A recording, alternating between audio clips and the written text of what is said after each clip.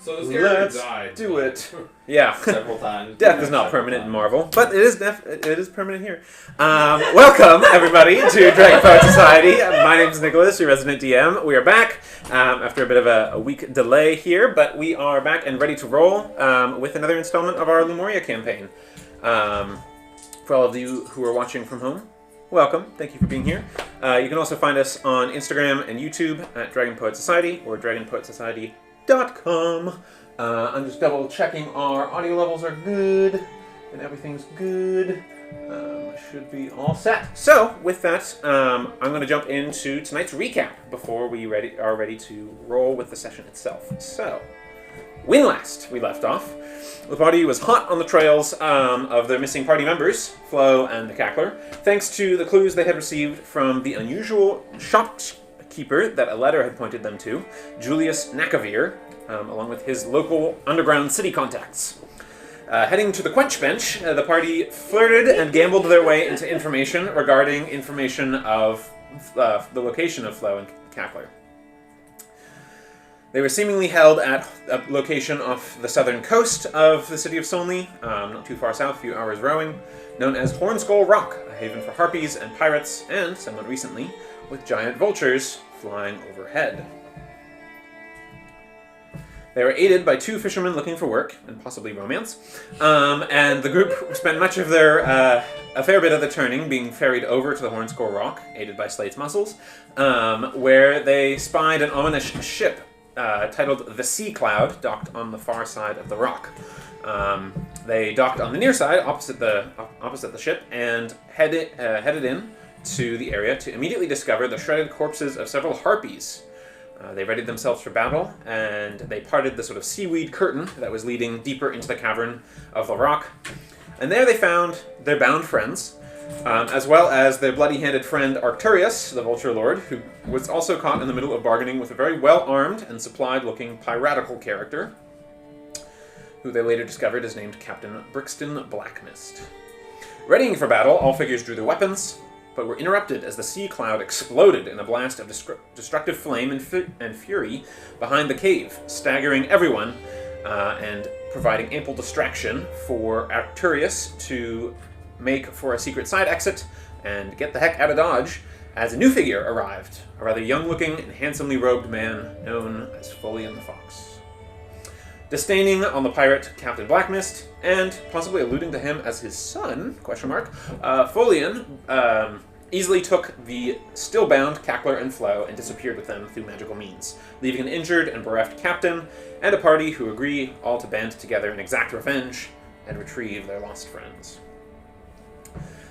With this quick turning of events and changing of the guard, as it were, the group made a speedy return to Solney up the coastline and kind of burst in on Julius Nakavir's shop, demanding that they expedite their meeting with his mysterious contact, who was said to have information to use against Folian the Fox. They secured special boxed seats, thanks to Julius, at the famous Masked Palace in the Jewels Ward at its theater level, and the group dashed rapidly across the city in their newly rented fancy attire in order to make their show and meet their contact on time. In a whirl of decadent food, light, beauty, and intoxicating illusory magic as part of the performance, the party enjoyed the show and meets with Julius's contact, the masked and mysterious individual known as the Smiling Gentleman, who provided the party with a blueprint to Quibber Mansion, where Folian is known to hide and rule from, or operate from, I should say, and offers to remove the magical wards on a particular window on the third floor of the mansion. Per the Smiling Gentleman's information, supposedly the entrance to Folian's dreaded Brimstone Den, where he keeps his captives that he sells as slaves, and his other magical secrets, is located somewhere on the third floor. Now, the group makes their exit from the Masked Palace before things get further intoxicating, and prepare to make ready for tomorrow's mid-turning break-in to this imposing and powerful figure who has their friends held captive. So, you guys have just exited the theater, and the Masked Palace as a whole. You make your way out. The Masked Gentleman had already made his exit, but Captain Blackmyst is there with you. What is everyone doing? To your uncle's place? The Quibber Mansion's in the Jewels Ward, right? That's correct. The same neighborhood. Yeah, maybe we should just pass this place on our way back and get an idea of what we're looking at for the next turning. That sounds like quite a good idea. Arr! Tina makes We've been looking for her, she just walks up behind us. Cackler's still gone. Aye, it may be a good idea to get a little bit of a insight into what we're looking in for. This masked friend of ours gave us at least outline of the building, but didn't say much about the grounds. Would it be worth it for at least those of us who can do it easily to disguise ourselves before we do this, so it doesn't look like, we're casing the joint and then breaking in?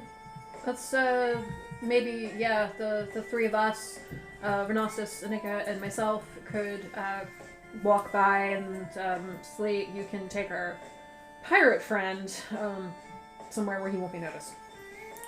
Don't bother. I can make my own way, thanks. He kind of pats at one of the decanters that he's got belted on the inside of his big coat. How fancy are Slate's clothes? Is he No, they're fancy. They're quite fancy now. I mean, he upgraded from street rags and armor. I'm just saying, is it a noticeable difference that maybe somebody wouldn't immediately be like, hey, that's the Goliath that's been walking around? 8-foot Goliath with wide eyes. Goliaths aren't exactly a dime a dozen in this part of Sanctus, but certainly he fits in with more of the attire of Jewels Ward than he did before. Previously, he would have stood out like a sore thumb, given his clothing state, which is often a judged parameter in the Jewels Ward. Okay. But yeah, maybe Slate goes on ahead of us, we disguise ourselves, but just maybe keeping the clothes, but just with looking like a different person. And we just, we're nosy rich busybodies trying to, maybe we look at this house and we look at a few other houses, and judge them.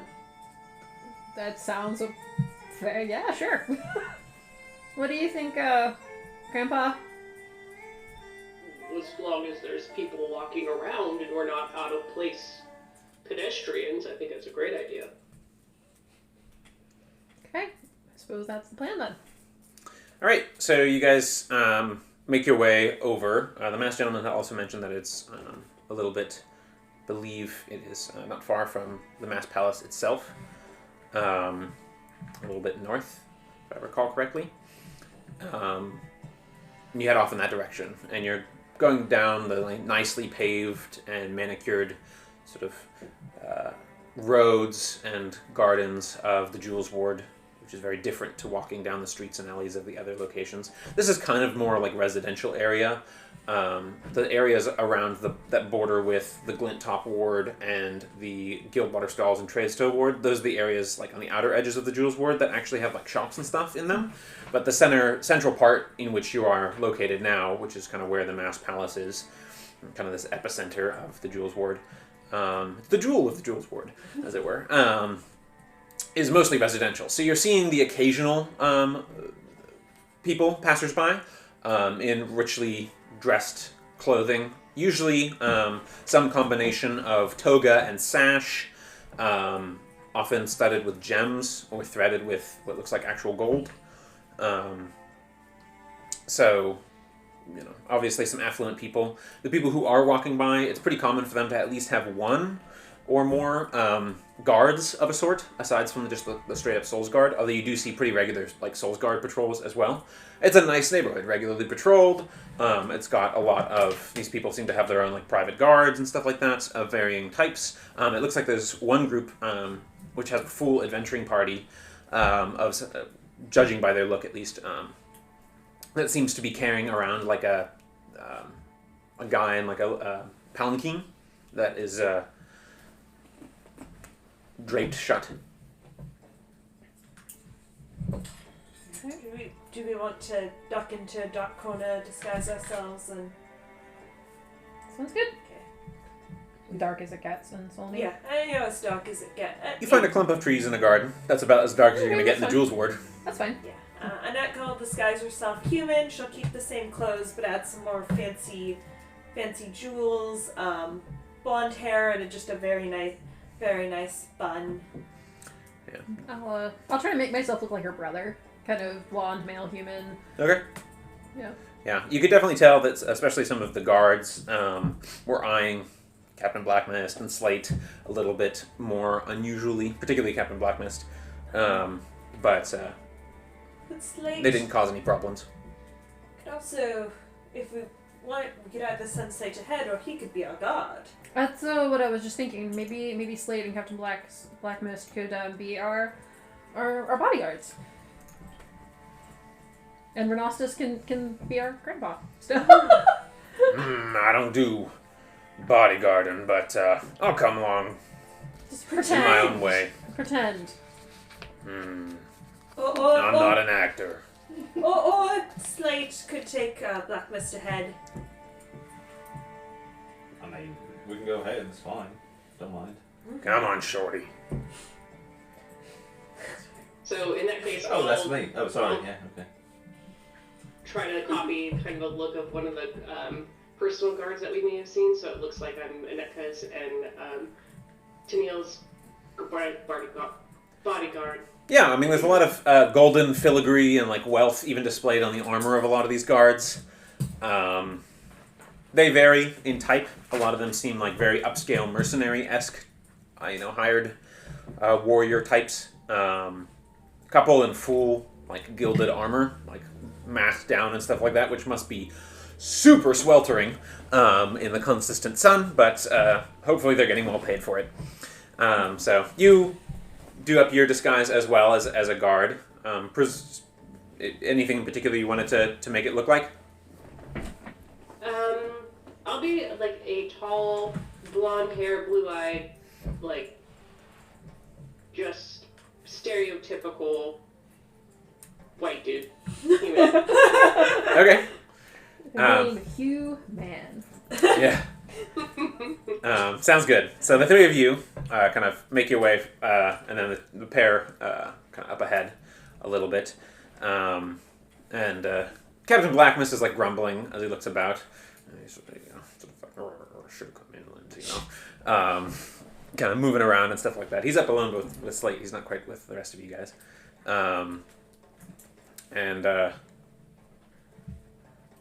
eventually, you guys, doesn't take too long, less than an hour of walking through these sort of manicured streets and stuff like that. You're kind of matching the leisurely pace so as to not be too obvious.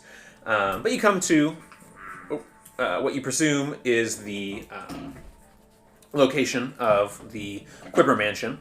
And Captain Blackmist says, this must be it. Well, let me know if you want to get closer. And he kind of juts his chin towards the beautiful scene that you see in front of you. It's set as set artfully amongst many manicured trees that sort of have walking little paths and stuff like that, but it's clearly separate from the main road. It has sort of the equivalent of like a driveway, but just as a walkway path that is of a sort of almost bluish brick color that leads towards a little gate, and it seems like the gate has it's like an iron gate, like picket fence kind of situation, but done in an iron, and it has a quipper, one of these sort of toothy-mouthed fish, on the gate itself. Beyond, you see some fruit trees, you see a quiet stream, and like sort of a walking bridge arching over it. Like I said, a lot of fruit trees, not too far from the bridge. Looks like the stream kind of leads into a series of like mini waterfalls, like artfully set up, and then pooling at the bottom. And then the house itself is sort of a broad, 3-storied reaching mansion. It is decorated in aquatic colors with highlights of yellow and orange. Its doors are quite tall and seem to have some kind of swirling script that you can see even from afar. It's about a quarter mile in, so you can see like a good distance of... there's a good distance of property that this location has, including all those other things that I was mentioning. And you see that the designs sort of depict a 3-tailed fox leaping over what looks like a genasi, a water genasi. So that's kind of what you're seeing from afar. You don't see any initial, like, a guard patrols or anything bespoke on the grounds. Tennille, you might know that many families employ their own. The Kelnara, at least your uncle, has never indicated that he does, but you know of many others. The Scovens are notorious for having quite a heavy guard on their mansion. Same thing with the Illuminets. Is there any, like, I mean, there's literally like a fence around the whole property? Kind of as far as you can see, the trees kind of block the line of sight towards the perimeter of the property. Okay. And it looks like it backs up to some more trees. This is pretty common for a lot of the manors, is that they have sort of a back up to trees situation for more privacy. Okay. Would I know if, like, there is a way to get into those trees from another direction to, like, come at the house from behind, so we're not, like, climbing the fence in the street? You can always try. You wouldn't know for sure, but Okay. it's seems likely. Okay. Yeah, I guess that would be my not saying this out loud at the moment because we're in front of the house. Concern was, like, it's always daylight and somebody's gonna see us trying to climb up the side of this building. So. You can go around if you want, or I can get a little closer in a harder to detect kind of way. Well, I don't want to risk getting caught right now. Save it for tomorrow. I get it. Oh, and Annette trying to talk over this because, this house is so gaudy. I mean, look at that. Oh, look at that, like, logo. That color scheme, what are they thinking? Oh, and the fence. I like it. I thought it was kind of nice, yeah. How tall's the fence? Like, is it easily hoppable? Would it take? Yeah, it's like 3 feet. It's Okay. a decorative thing and this is my perimeter kind of situation rather than a blocking. Just as like, Anika and I are talking, I try to do it subtly, but I kind of want to try to cast Detect Magic and just see if there's, like, anything on the fence, at least, like, anything weird. Yeah, that's... You're still casting it, and you're still doing the verbal and somatic components and stuff like that. But, yeah, you cast it. Plenty of stuff on the person of Captain Blackmyst lights up, in addition to all the normal things that your allies carry. All of the potion bottles, of which there are several different types. Looks like there's a sword at his hip, his eye patch, the coin that you saw him flip the other day, and the other turning, and the big, like, trumpet-ended or flute-ended like stick that he used earlier as well, obviously. As far as the gate itself, it does not appear to be enchanted with any kind of magic that you can see. Okay. And nothing else within 30 feet of you. Okay. Well? If you think you can get closer, we will wait for you, but... Well, you were doing your thing. What did you find? Nothing. Alright. You were looking at me funny. You got a lot of magic going on there. Ah, yeah. Good loot. Should we go around? Or do you want me to go closer from here? So, see if we can just go around, but not make it obvious that's what we're doing. Not obvious. Got it. Why did we hire him, brother? I'm not entirely sure. It was for the novelty, wasn't it? It was for the novelty. And he's kind of just like strutting around the other side. You guys go around the other side of the property, and you see it's a pretty thin backline of trees, mostly for aesthetics. Okay. There is a fence line on that side too that tapers in with the trees a little bit and encompasses them. You don't notice, despite all the manicured level of the gardens and stuff like that, you don't notice any particular staff, which is a little unusual. But maybe since it's the end of the turning, or nearing the end of the turning, after all of you guys' adventures and stuff from the previous session and this day, this turning, it's possible that they could have just gone home or whatever, but yeah, you're not noticing anything in particular. Okay. Almost new gods, which is odd. Maybe either they're gods and we don't see them, or he's depending on his magical defenses. I guess when you employ people, you have to, be able to trust him, and he doesn't seem the completely trustworthy type. If I had to guess, it would be also to do with magical defenses, harder to rig around more and more people that you're excluding, if I had to guess. Good point. I'm pretty well versed in decapitating a mage or two. Good to know. Yeah, that kind of just rubs her neck. So, we gonna go in or what? Later, we are going. We have a place in town to stay. We were going to rest up and then go in all freshly rested. We will. Our smiling friend mentioned that tomorrow mid-turning was the time we should target. That one of the windows would be open. Right. Well, where's this place we're gonna be staying? Neil just kind of like closes his eyes and like winces. It's like just nearby. Ah, you're one of these folks, and he kind of gestures towards the beautiful manor and gardens and stuff ahead. Been holding out on us, eh? Not so much. And Well, lead the way. I'm intrigued to see your modest abode. It sure is modest. I'll start leading him home. Okay, so yeah, it's not too far. Not a super far walk, although yours is more along sort of the outer edges and stuff like that. We're not super fancy. Not super fancy, but also Galen is a man not a stranger to going out and about and kind of being more involved rather than recluse in the heart of the Jewels Ward. And you guys get to the still quite nice, if a little bit smaller, mansion and gardens and stuff. And Captain Blackmyst kind of looks over and says, "Ah, been real slumming it, have you? Well, in we go." We're just so bad idea. Yeah. What did I do? Why did I do this? Just here you go up to the front door. Yeah, and the sort of black and gold, and silver and gold and stuff like that, black and white, main motifs and colors and stuff like that here, are accented a little more subtly, but still quite nice. You head on in, and are you just going straight in, or are you knocking this time? I feel like we're kind of living here, so knocking might be a little overkill. So instead of, I won't like barge in and bang the door, but we'll enter, like normal people. Okay. Like We can do that? Sometimes. You try the door. It is locked. Oh. I'll knock. Okay.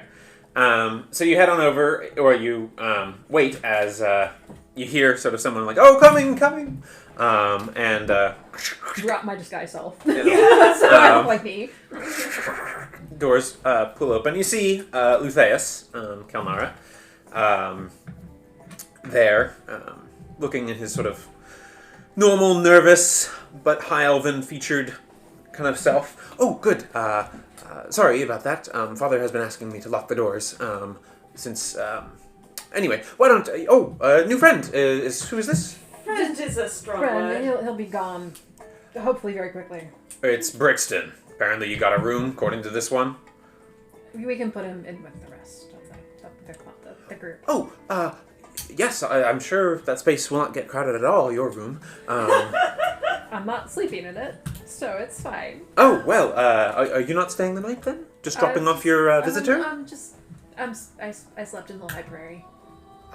Oh, well, yes, anyway, I am Lutheus Kelnara.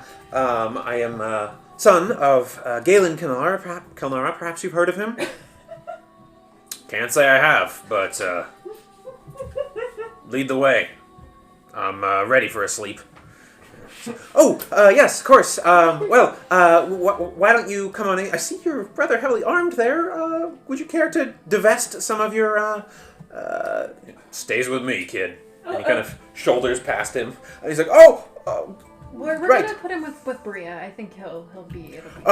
Are you okay? Well, sure, if you think that's best. Maybe. Don't? That's such a terrible idea. I think I she'll concur. kill him. Someone will die. Yeah, I mean, we're all pretty. Let's be smarter than that, shall we? Yeah, maybe Solve one near. of our problems. Yeah, Your near- uncle. Well, we'll have him nearby, but maybe in the room with us. And don't worry, Lulu. It doesn't matter how heavily armed you are. I'm not hardly armed at all, and I can kill you right here. That's a very We need to work on your social skills. Not yes, I would say so. In fact, I I won't. I don't think that Mr. Slimy or Mrs. Slimy would appreciate that kind of thing. We're not trying to encourage that kind of behavior. At least I'm not, as the primary caretaker. In any case, perhaps... We need to talk about our snail co-parenting, but another time. Indeed, I think there might be some lessons to be learned here. In any case, I agree with Mr. Slate that perhaps scepter rooms might be the safest, and perhaps some supervision might be in order. We will be taking watch. Don't worry. Excellent. Tennille, a word, please? Sure. Slate, Ren, should we perhaps take him up to Tennille's room and go nowhere else? Directly up and nowhere else. That sounds pretty good, but hey, Lulu. Could we have some food? I can send something up to your room. That'd be great. Excellent. Thank you. Yes, no problem.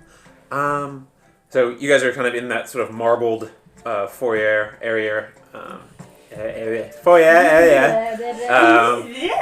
With the sort of black and white marbled stairs leading upward.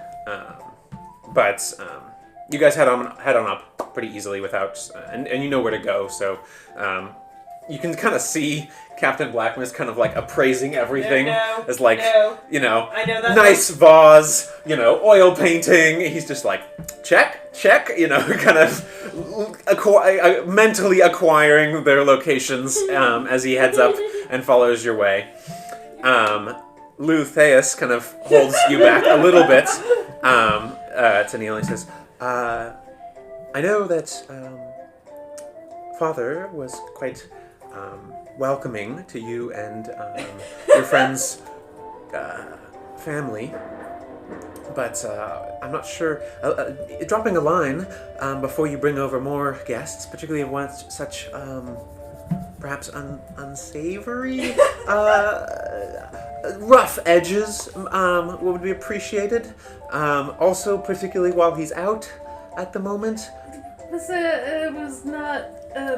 It was a bit of a last-minute situation. I'd rather him not be here either. Fair enough. I don't know if it's my place to tell you, but I'm fairly confident that Father would ask if, would remind you that this is not your halfway house, Tennille. And that it would be best, perhaps, if you found other accommodations if you are going to be bringing a motley into the manor, particularly during such times. I know Father has been very busy, and I'm not sure he'd appreciate such a strain on his nerves. In any case, I also thought that I should point out that he has been very busy meeting and has worked to secure several important connections with his own people, as well as with members of the Glimmer Council. As for his, I believe he called in a few favors and was able to arrange with First Radiant Sunhail about regrowing Bria's lost hand, as per requested. She seems rather resistant to the gesture. So, I don't want it to go, I don't want him to have Father to have spent those favors on nothing. So maybe if you could bring her around. I think Nadia was trying to do her best to work on her, but it seemed like a little bit of a debt-owed feeling was rubbing Bria the wrong way. I'll talk to Anika about it. Yeah, so I just thought I'd mention it, but also that I think that once he is back, somewhere around mid to late turning on the morrow, Father would like to bring you up to speed on a few pieces of information, but I will otherwise leave you to it with some food. And oh, by the way, I touched all your stuff when you weren't here. Bye! And he kind of walks off in the direction of the kitchen. Family. Start plotting my revenge. Alright, so I'll go upstairs, and as I'm going upstairs, I'm gonna make sure there's nothing missing from the last time I walked this way. Yeah, make a perception check. Oof. That's not terrible. It's a 17. Yeah. Everything still seems to be where it is. Okay. All right. You feel like there's an emptiness to the place, though, that you can't quite put your finger on from when you last visited. Okay. Or when the last couple times that you visited, actually, it's been feeling a little bit emptier, but you can't quite place your finger on it. Okay. But maybe it feels a little bit less occupied than you were expecting it to be when you first arrived. Okay. But you make your way back up to the rooms. Are you going to the rooms with Bria and Nadia, or are you going to the rooms with everybody else? I want to talk to... Or the library? I want to talk to Anitka Okay. about Bria, and then plan with the group, and then I'll go down to the library after that. Okay. So you guys head over all to the same sort of secondary room that you guys were using. And it's set up nicely for some like cots and bedrolls and stuff for you guys there. So you have sleeping accommodations. You even notice that it seems like Lutheus managed to find an extra long one for Slate. Extra long bedroll for Slate. And Captain Blackmyst is kind of still eyeing everything. And his like sewn eye on his patch is like whirling in different directions, kind of catching some of the darkness of the room. Well, it seems that you're pretty well looked after here. What do you need to? Why don't you just pay some people off or whatever to get what you want? Isn't that how you usually do? I have no money. Right. I can see that. Have no money. Did you not see what I was wearing when we met? I'm seeing what's in this room, and this house seems like you come from plenty of money. Yeah, I was gonna kind of like rub my forehead and be like, do you remember the thread about pulling out all of your teeth? That's still on the table. And he kind of shows his lower jaw. Most of them are gold and silver anyway. Oh, good. I need money. Well, good luck. Come get them. Wow. And I'm gonna kind of just like turn away from him and look at Anitka. You need to talk to your mother. Which one? The one who's missing an arm. Uncle Galen has arranged to get a healer here to regrow it, and she's refusing. Your mother's missing an arm?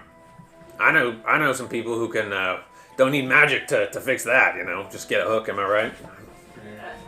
It's hard to knit with just a hook. I'll talk to I think it would be really helpful. You have an inbuilt tool right there. Lou said that she thinks there's some sort of debt that's going to be owed, and there will be no debt. Whatever debt is not on her. Just please. I'll talk to her. Okay. We want to plan before or after I go talk to my parents? Let's do it before. I'm not sure that I've got a lot of sleep. Not a lot of time before I'm asleep. Let's talk to Okay. So we need to break into the house. We need to get Folian the Cackler. We need to get Folian the Cackler out. And we need to do it without, alerting anyone we're there. Because if we try to fight them, we'll die. Yeah. I mean, I'd have fun with a fight, but exit plan, always good to have one. I can carry my own weight as far as that goes, and this masked friend of ours said he'd have that magic what's-its off on that window, 3rd floor. But didn't he say that they were your two, the Grow guy and Kenku, that's what they're called, that's right, and Flo were held in some sort of secondary location that was enterable only by this place that we're getting into. So we're going to need to be able to find that right quick to reduce the time that we're, raffling about. So let's not move floors unless we really feel like we have to. I think, yes. I can help us approach... You agree with me? I can help us approach in a stealthy manner. I can potentially help us with some quiet via the silence spell. And I can also, and I don't know how it'll work if they're not being held in the house. It sounded like maybe this place is entered through the house, but it's not in the house. But I can pinpoint the location of an object I've seen. But I can only do do those things 3 times. How far away do you have to be to pinpoint the object? 1,000 feet or so. Might be worth doing it from the outside, and then maybe once again on the inside. As for cover, I can whip up a darkness darker than anything you've seen, but none of y'all will be able to see through it. Yeah. I will, but the rest of you might have a little bit of a harder time. So if you want to all string together or whatever. The conga line continues. Conga line continues. Yes, that might be helpful. Maybe more inside the house, because if we're outside and there's just this dark spot and it's sunny. Well, there were some patches of shade in the trees and all that. You make a good point. I usually do if you listen to me. So, just pointing out, it sounds like if it's inside the house but not inside the house, it's almost assuredly magical. Well, there could be some sort of chute or tunnel heading down. Potentially, but given the nature of our foe here, probably I'm feeling magical. Aye. So, maybe you just be ready to detect magic on the 3rd floor. We walk around, find it. I can do that as well. Yes. So it's a lot of magical weight on your shoulders. So, It would take me 10 minutes, but I could also.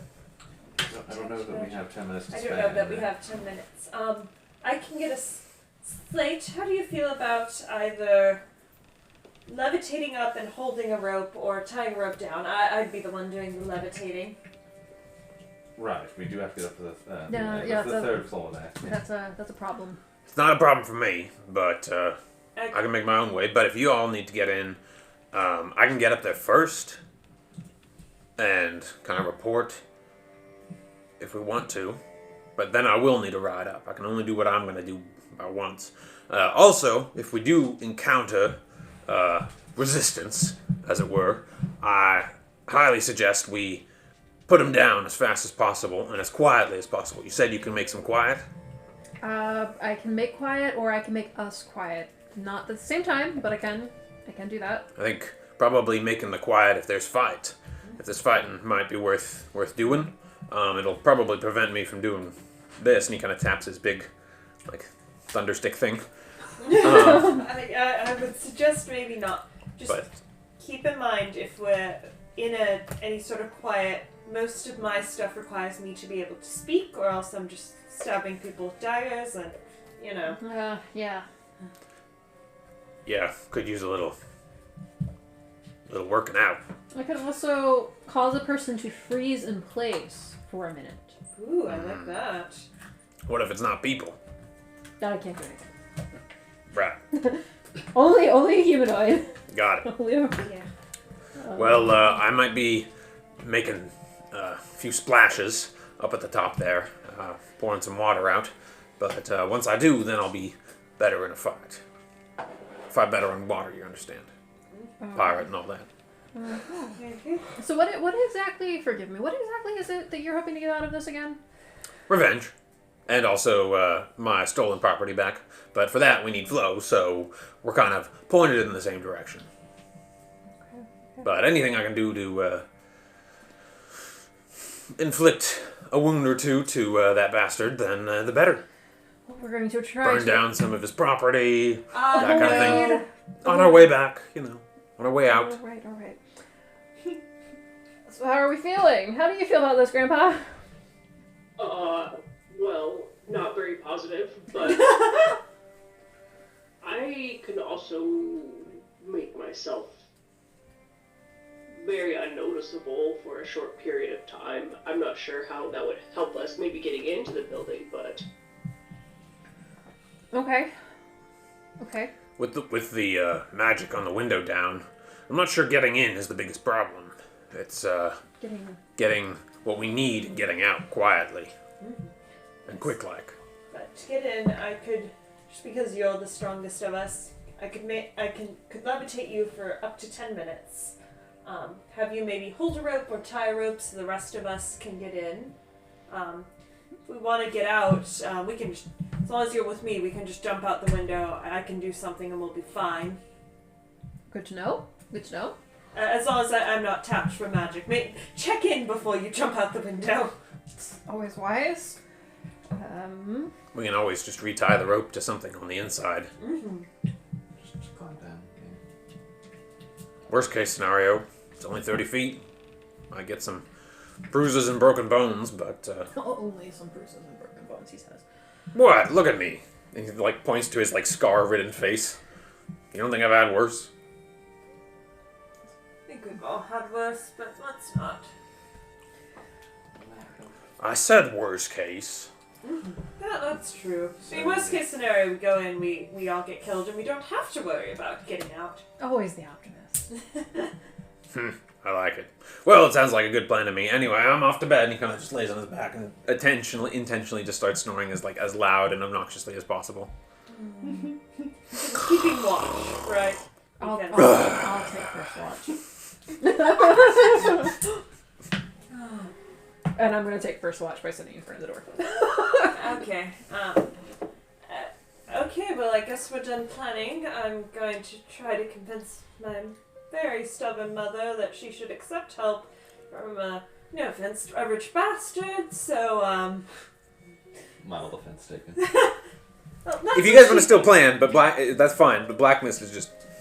He's out. Yeah. He's out. I think we've got it as solid as we can have. That's... Like, he's still actually awake, isn't he? We can... Aye. Do we stealth across the yard, or do we wait for a break-in, people patrolling and just book it? That was my thought, because I can do that, but then I can only do that so many times, and that prevents second level spell slot.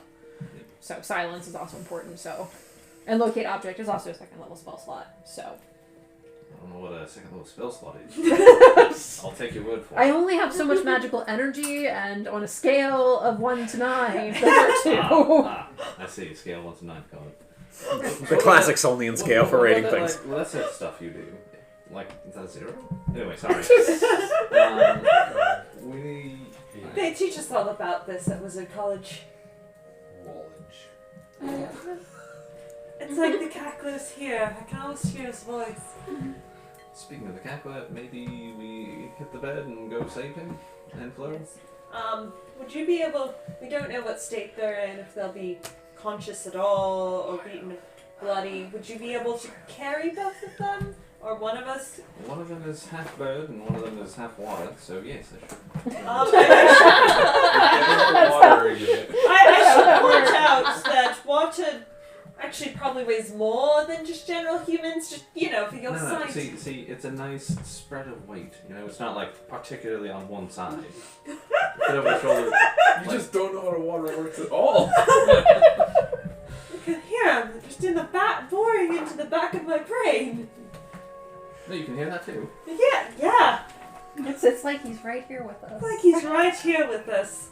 All right. So you feel I would say Slate feels confident that he can slowly carry both, or quickly carry one. I mean, Quickly move while carrying one, or between slowly move while carrying 2. 3 of us, we could could get one of them. Probably the Cackler. I'm pretty strong.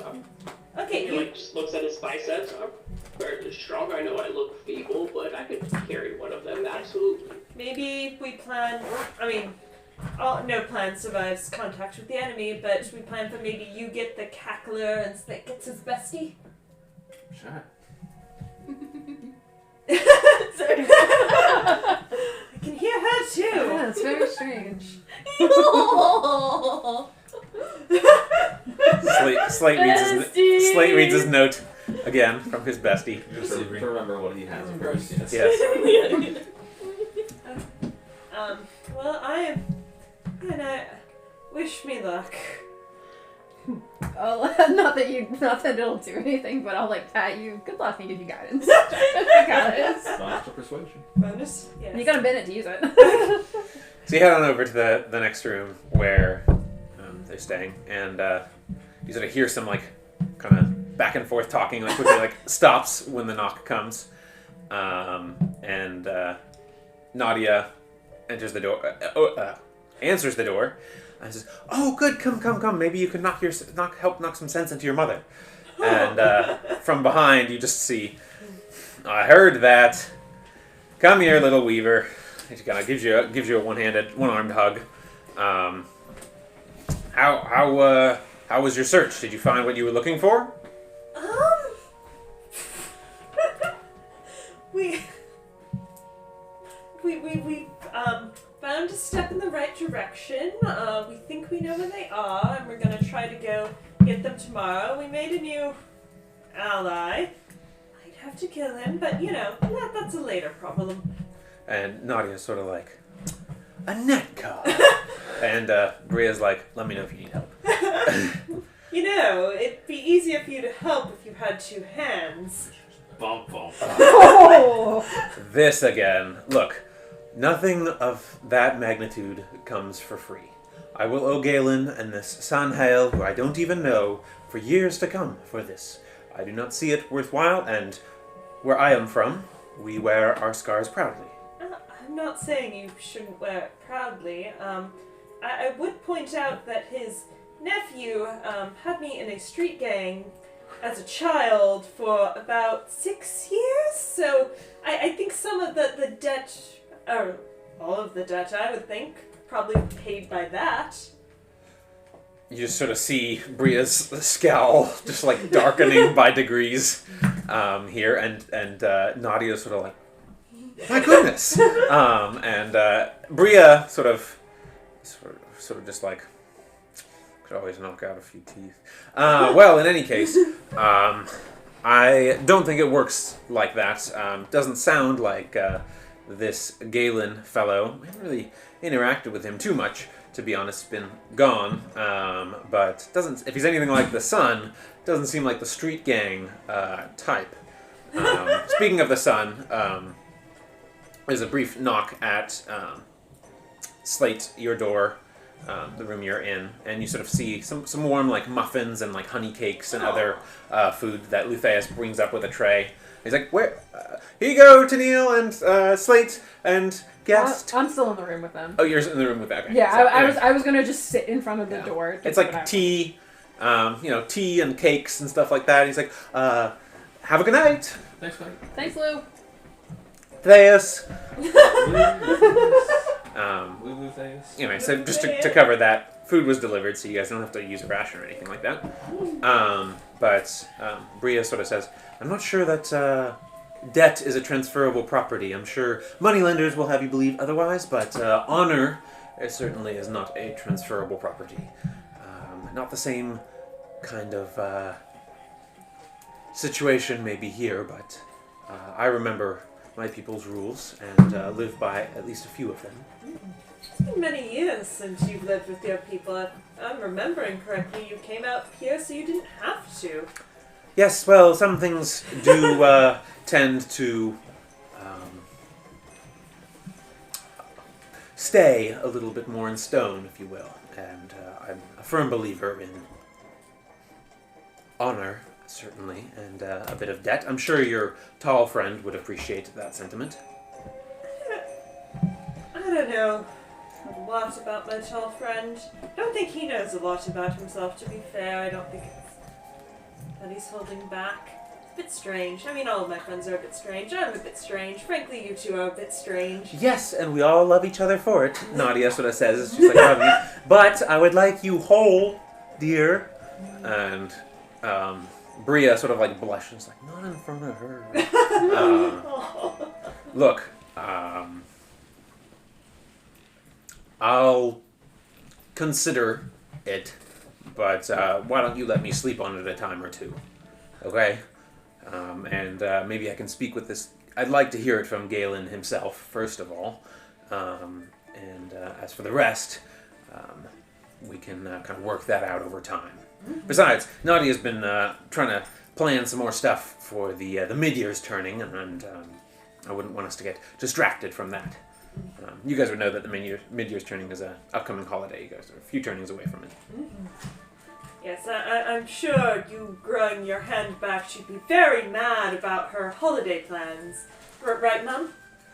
Oh, yes, just simply furious. I absolutely would be hating to have my wife back whole, and having both functional arms. What a nuisance. Doesn't everyone think that?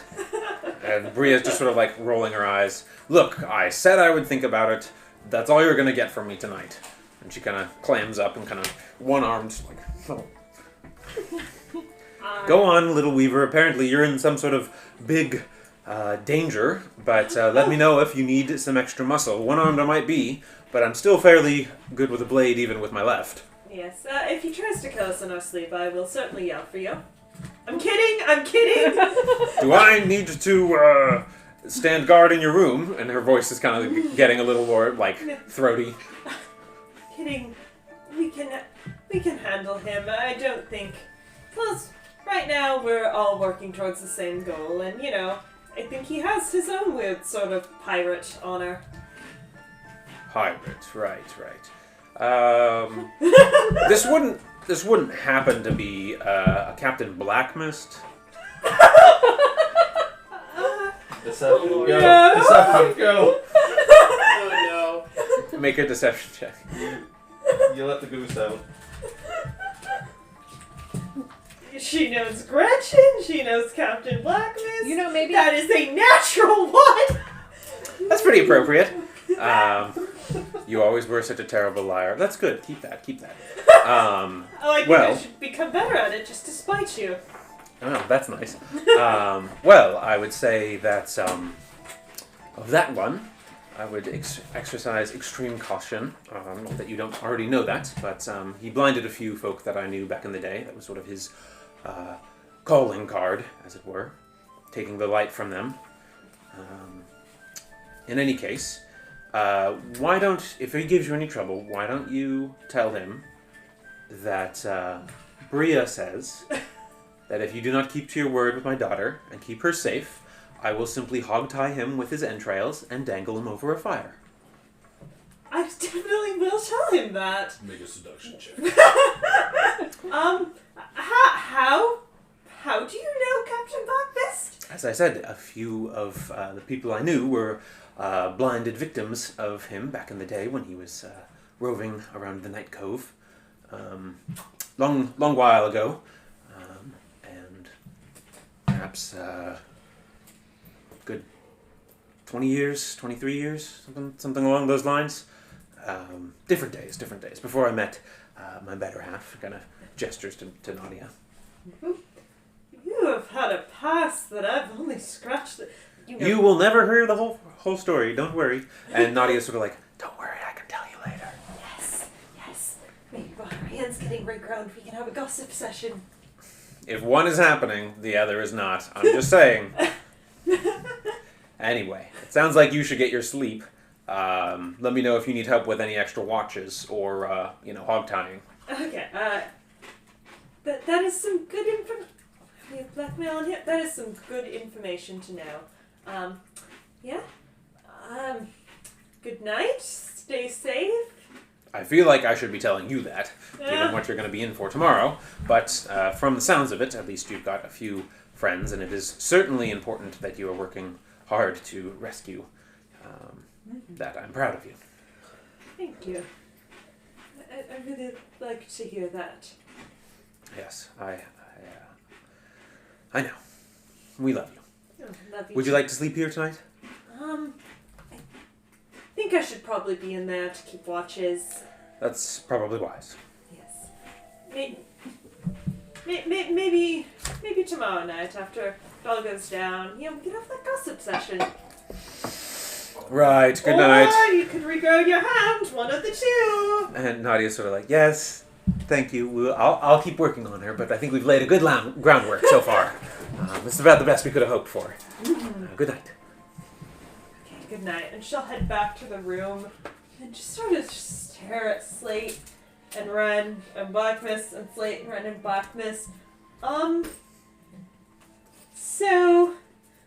I don't know if you actually know anything about Ren, did your parents have like this super secret life before they had you, and then you hear about it and you're like, oh, what do you mean you know people that Blackmist blinded? You know, that sort of deal? No. Carry on. Bria says that if he threatens us, I should tell him that she will hog-tie him with his own entrails. So, yes,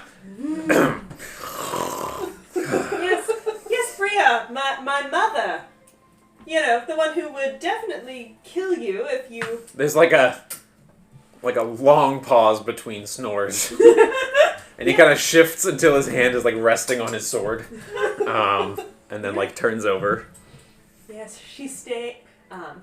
Yes, she is staying pretty nearby. Have a good night. He's just like stonewalling now. Oh, this'll be fun. Alright, as fun as this has all been, let's take watches, sleep, and get moving. Yes. I'll take the first watch.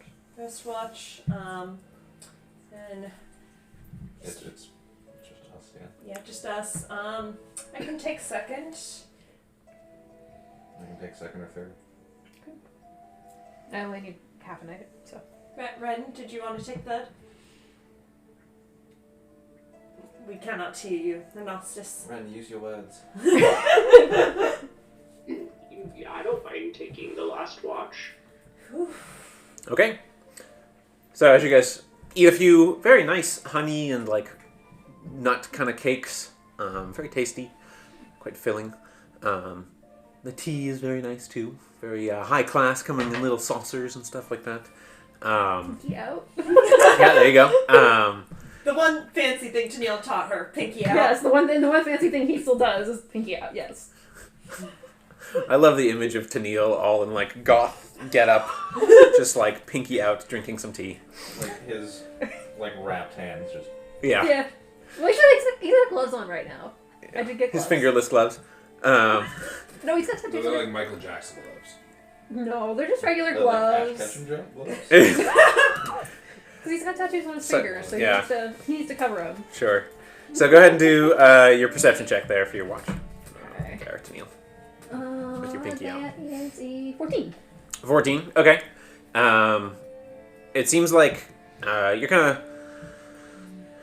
not super feeling like you're on guard too much more because you're in the manor. You're a little concerned with how empty everything has been feeling, but otherwise mostly just trepidatious for tomorrow's events. Looking at Captain Blackmyst, it seems like he's asleep now, in earnest, at least as far as you can tell. The stitched design of the eye on his eye patch keeps moving a little bit. That's not creepy at all. But you can tell he's got, he looks more old than fearsome now, and very weary. Kind of got like bruises under his eyes, as how sunken he kind of looks. And he looks a lot less fearsome and a lot more human now than he did before. But otherwise, your watch passes without event. Can I do something once Anitka gets up? Okay. I want to leave the room and very quietly make my way to Lou's door. Okay. And Felina's never done this to a sibling, so I'm going to just say that Tennille probably knows what he's doing. But basically, I want to rig up the cup of water over the door so when he wakes up, it just dumps Okay. on him.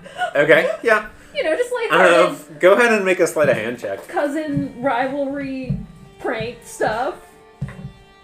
Yeah, it's not terrible. It's a 10. Okay. Yeah. You rig the teacup. You fill it with some water and kind of get it over the door frame and stuff like that outside this thing. You feel like you've done an adequate job. Okay, yeah. That's fine. Then I'll just go back to the room and I'll take my rest. I'll kind of look at him, and she'll kind of look at his hands too and sort of size up what size the gloves are. Okay, kind of like... Okay. And during her watch, she'll pull out some little circular needles and start working on a pair of black gloves. Aw, cute. That's so sweet. All right, go ahead and do a perception check. Receive it. Dirty 20. Okay. Yeah. Similarly, you feel reasonably comfortable here. Maybe less so than Tennille does, but reasonably comfortable. Nice knowing that your family is next door and safe from Bright Meadow. You are noticing that you do hear Captain Blackmyst kind of muttering in his sleep a little bit, and since you rolled so high, you catch Flo's name a couple times. Oh. But it sounds like he's saying it more like regretfully than like angrily. Kind of hard to place it a little bit. Certainly his voice sounds like the most gentle you've heard it since you've met him. Sort of say to herself, what happened there? Then sort of whisper as he's whispering, entrails, hogtie. He kind of just like and turns over again. But he looks, beat. And again, you notice like there's a lot more gray in his beard and hair than you like initially thought. Like I said, he looks pretty old. You'd guess he's probably like in his 60s.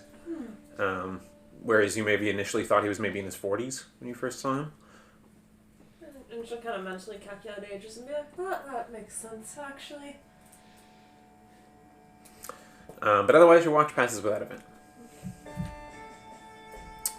Renostus and Slate, are you joining for that watch, or are you joining the other? Okay, why don't you roll each separately? Perception checks, please. Okay.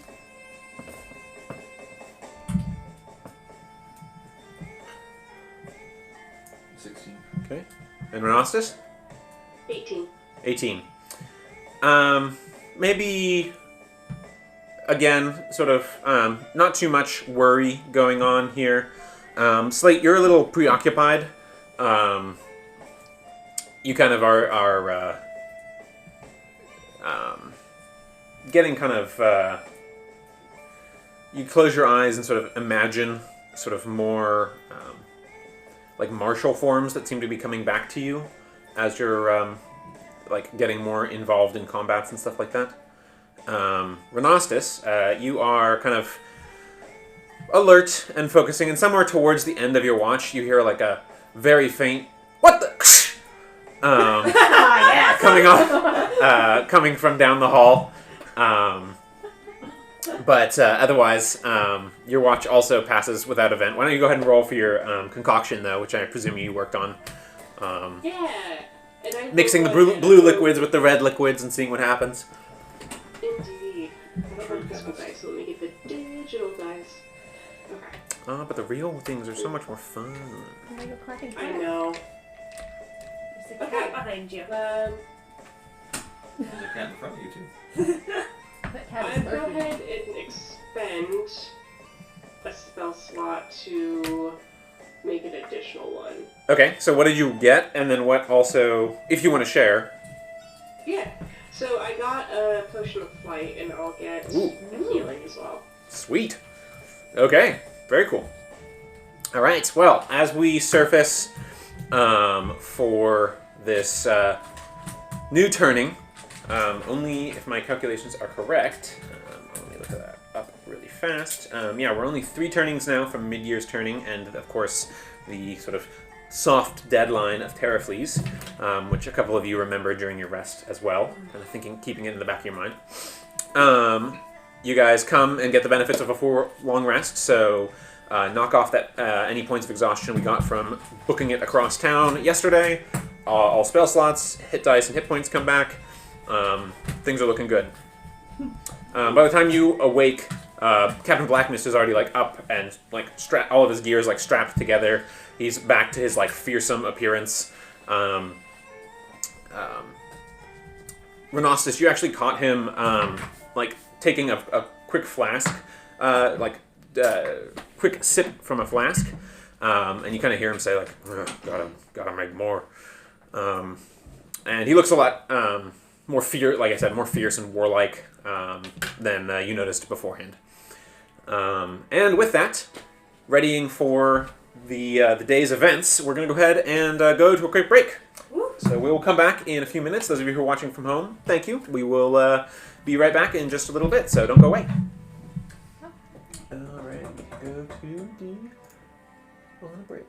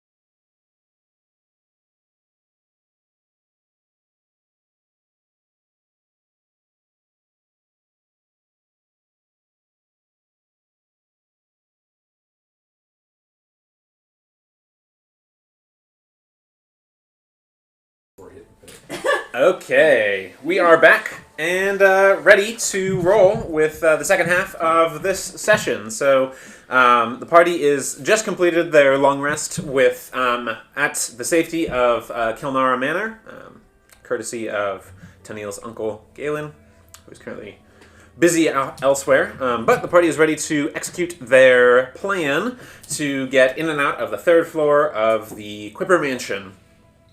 Of Folian the Fox to try and find the somewhat secret entrance to the Brimstone Den, where it is rumored that he would have taken Flo and the Cackler as he takes his other captives. So, coming out of your long rest, readying with Captain Blackmyst, what is everyone doing? Before they leave, Anetka will go say goodbye to her parents.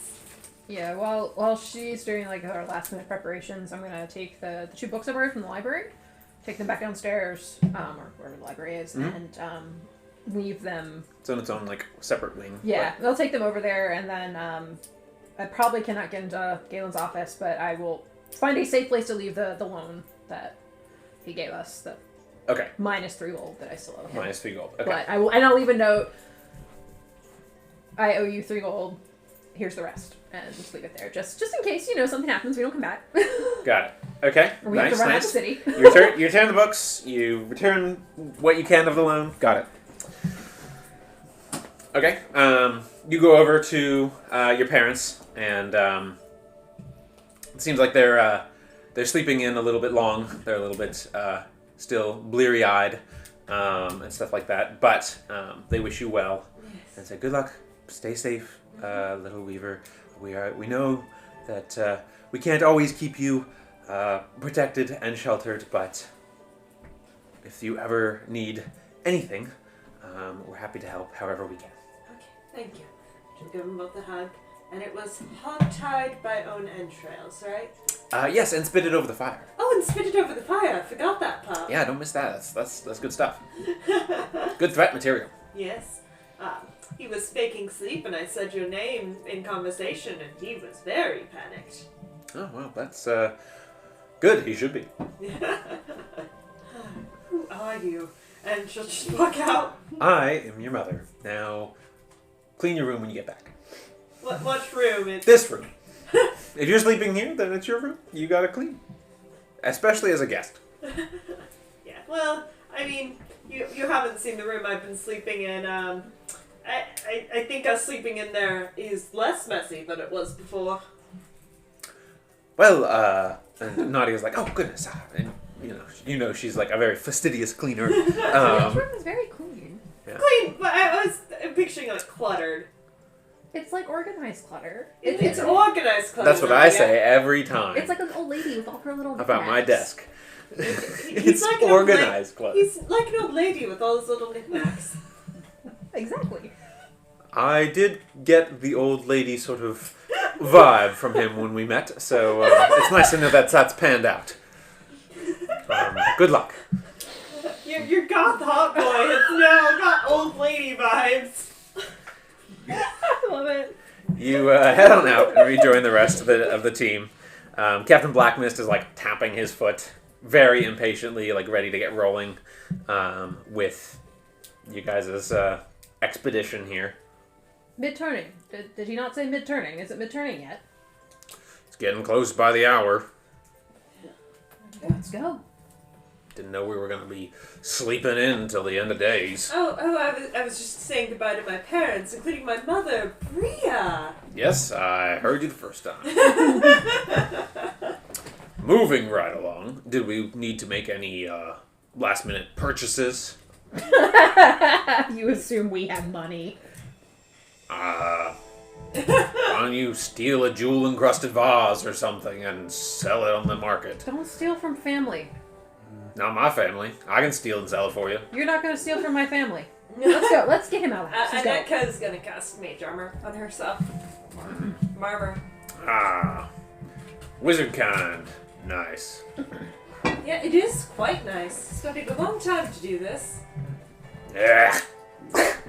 Spits on the floor before he walks out the door. This is not your house. You don't get to spit on the floor. Those like a muscle On the floor and twitching into Neil's eye. Do you not? No, I don't. Where's that press brother of yours? I could have used some breakfast on the way out. We're leaving him alone. Let's go. I heard yelling this morning. Is he okay? He just chuckles and keeps walking. That's not reassuring. It's fine. It's fine. Oh, family. Yeah. Must be nice. What? I mean, probably not. Not in my experience. Yeah, not for him. Mm. I quite like my family. I can put your hands in some water while you're sleeping, Tiny, and make you wet yourself. I'd rather you didn't. You know, It's the whole family we share experience. watches and all that. It's family experience. I mean, we're all sharing a room right now, so maybe not. It's true. All right, so Getting real productive. We're gonna get full on the Cackler back. Being more confident by that. was there anything that you guys wanted to do before the sort of mid-turning timeline when the masked gentleman was said to get the window down Should as far as the we- wards and stuff go? Should we approach in disguise again? Yeah, that's probably useful. Meet fancy people, Different fancy people today. different fancy people. She'll be a redhead this time with sort of just braids in her hair, but still sort of the fancy clothes, fancy jewels, fancy rings. Just show off the rings. Just bling. Bling. Do I look fancy? Maybe we find like a garden nearby where we can watch patrols on the window side that we need to be on. Thinking like a criminal. I like it. Maybe We're all figure out when to go criminals. in rather than. I feel like we wouldn't do our disguise until we got a little bit closer. Yeah. Anyway. Yeah. But we should definitely kind of just I'm pretend. gonna case the joint a little bit. Walk Yeah. around. Be fancy people in the park, being fancy. Got it. Go ahead and make a general perception check. Everyone can roll. Okay. Bright sunlight. You are still in bright sunlight, yes. We're all at disadvantage. So Oh, that could have been so good.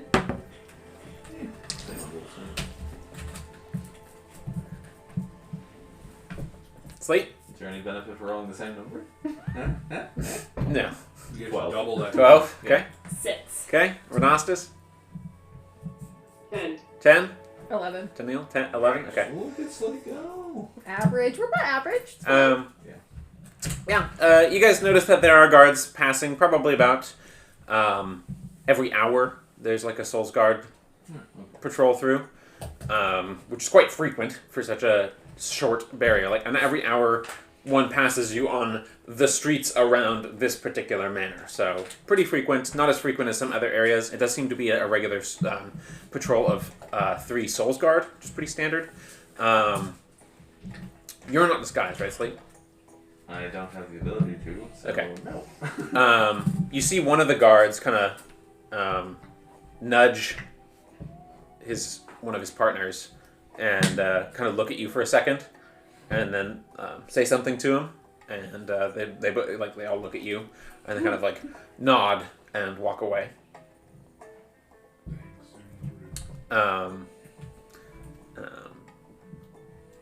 That's not foreboding.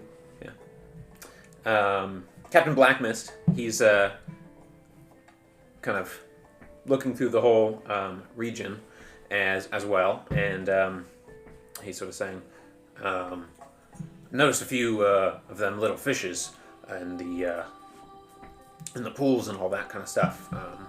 More quippers, if I had to guess, from this distance. Likely a saltwater pool then, for what that's worth. As for the rest, although they're pretty adaptive, came across a few. Sometimes you get them in underground lakes and such. Do you know a lot of fish facts?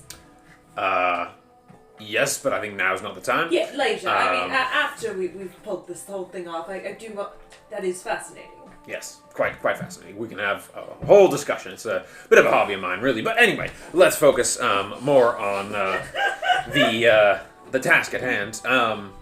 If I was this smiling gentleman, I would have arranged I don't know. Does he need to be? How close does he need to be to do his trickety trick to get us in? Because I'm detecting some movement on the roof. Any of you catching that? No. Right. Okay, so I'm the one with one eye and catching more than all of you. Good talk. Okay. If I look towards the roof, can I... Go ahead and make another perception check. Again with disadvantage unless you can use your thing. Oh, that could have been so good too. 17 though. Hey, that's pretty good with disadvantage. Yeah, what, 11 and 19. Yeah, you do see a glimpse of like a shape of some kind. Okay, moving. I'll ask Blackmist. Any regularity to it?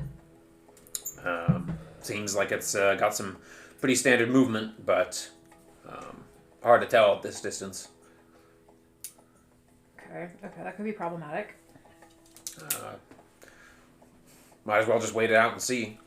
Do we want to keep making the rounds or hide in the brush here? Did we catch the guards, like, looking at Slate? Yeah, you would have noticed. They weren't, like, trying to hide it or anything. And I'm not sure it's wise for us to be out. It seems like we have attracted some unwanted attention already. So, are we trying to go in early, or what? We should maybe just make ourselves scarce and hide. All right. Can you do anything? You said you could do something about that, make it harder for us to be heard or something? I've got about an hour of making us a little bit more undetectable. So, rather, I guess, Nicholas, when we're looking at with the grounds, is it reasonable if we could, like, sneak past, like, the guards and just hide in bushes until, like, they wouldn't see us? From the angle you're at, you saw that there was, it'd be easier to hide amongst sort of the copse of trees that's along the back end of the house. Otherwise, they're kind of single, like, trees or bushes and stuff like that. And for you, that's certainly going to prove inadequate. Your other best bet is maybe somewhere near, like, those little waterfall rock features that were set up. But in your case, you probably have to, like, lie flat on the ground to avoid detection in that region. Otherwise, it's kind of just interspersed nice trees, but nothing really dense. So, like, manicured gardens rather than dense, thick forest. Okay. I'm thinking maybe it'd be best if we just hop in there. And kind of just from what we've seen, there's probably no one there. As you guys are watching, you see a familiar shape and a gleam of some light on a mask from the roof, as you see what looks like some kind of tool being, like, draped over the edge. It looks like a really unusual shaped and colored knife that's being dangled by a rope, and seems to be etched with some sort of, like, other colorations. It looks like it's kind of got, like, a rainbowy tint to the metal, and then it's got, like, white or silver engravings. And he sort of is swinging it back and forth and taps it once against the window, and you just sort of see, like, a whoosh, and, like, a bright flash as something appears, and then seems to, like, fade away. And he does it again, and whoosh, fades that away. And it seems like as he's retracting the dagger, he, like, plants it in the roof, and it just, like, pierces through the stone, no problem. I think that's our Yeah. cue. Yeah. We need to go. Alright, let's do this. Alright. Do we want to be sneaky? You when we made that go? look easy. Do we want it to be sneaky when we go in? Yes, let's be sneaky. I'll levitate you. This is a heist. Yes, we want to be sneaky. Alright, I'll cast Pass Without a... When we're, like, at an appropriate location to, like, get in Sure. to the ground. Pass Without a Trace. Okay, why don't we get stealth checks from everybody? Woo! Add 10 for Pass Without a Trace. Let's roll well. Oh, nice! Uh-oh. Sounds like you rolled poorly. So you're very 27. 25. No. 25? Renostus? 16. Sorry, say again? 16. 16, okay. 31! 31. Okay. Captain Blackmyst got a nat 1 for a total of 14. So the shadows kind of extend from the trees, and you sort of fade into a more camouflage-esque, cascading shades of, like, green and stuff like that to blend in with the lawn, and stuff like that. And Captain Blackmyst is like, oh, magic nonsense. Oh, bloody hell. And he kind of like trips over the fence as he's like going and he kind of like catches up to the rest of the party. Well, there are no guards around. So, yeah. But you guys, overall, the net one was 2 fails, but the rest of it was more or less successes.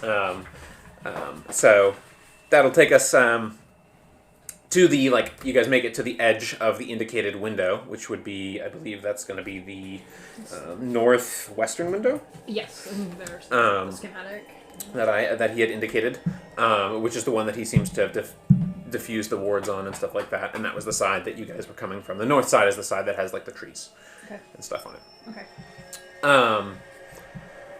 Coming up against the, like, edges of the building, you see it seems to be almost like there's a little bit of like water running or runneling down over the sides of the brick itself, like the mortared stone and bricks and stuff like that. But otherwise, it seems perfectly like a normal building. So you guys get to the base of it. So the window is unwadded, but how about, I don't know, the rest of the building? Like we were to touch it while climbing up on a rope kind of thing? I would have to drop our sneaky sneak. Well, I could check out and see, and I'll cast Detect Magic. Okay. You drink whatever potion enables you to see more into the magical world. It doesn't appear like the water itself is magical. It's about 30 feet up to the dagger, 3 stories, that the Smiling Gentleman used to do whatever he did, and you're seeing like it's got some serious magic in that, whatever that's about. Likewise to Neil, you're noting a lot of magic on Captain Blackmyst, and on his person and in the various things he's got. But otherwise, you're not noticing anything immediately. I think we should be okay. Don't quote me, but the wall seems safe. Well, Renasta said we'd be fine.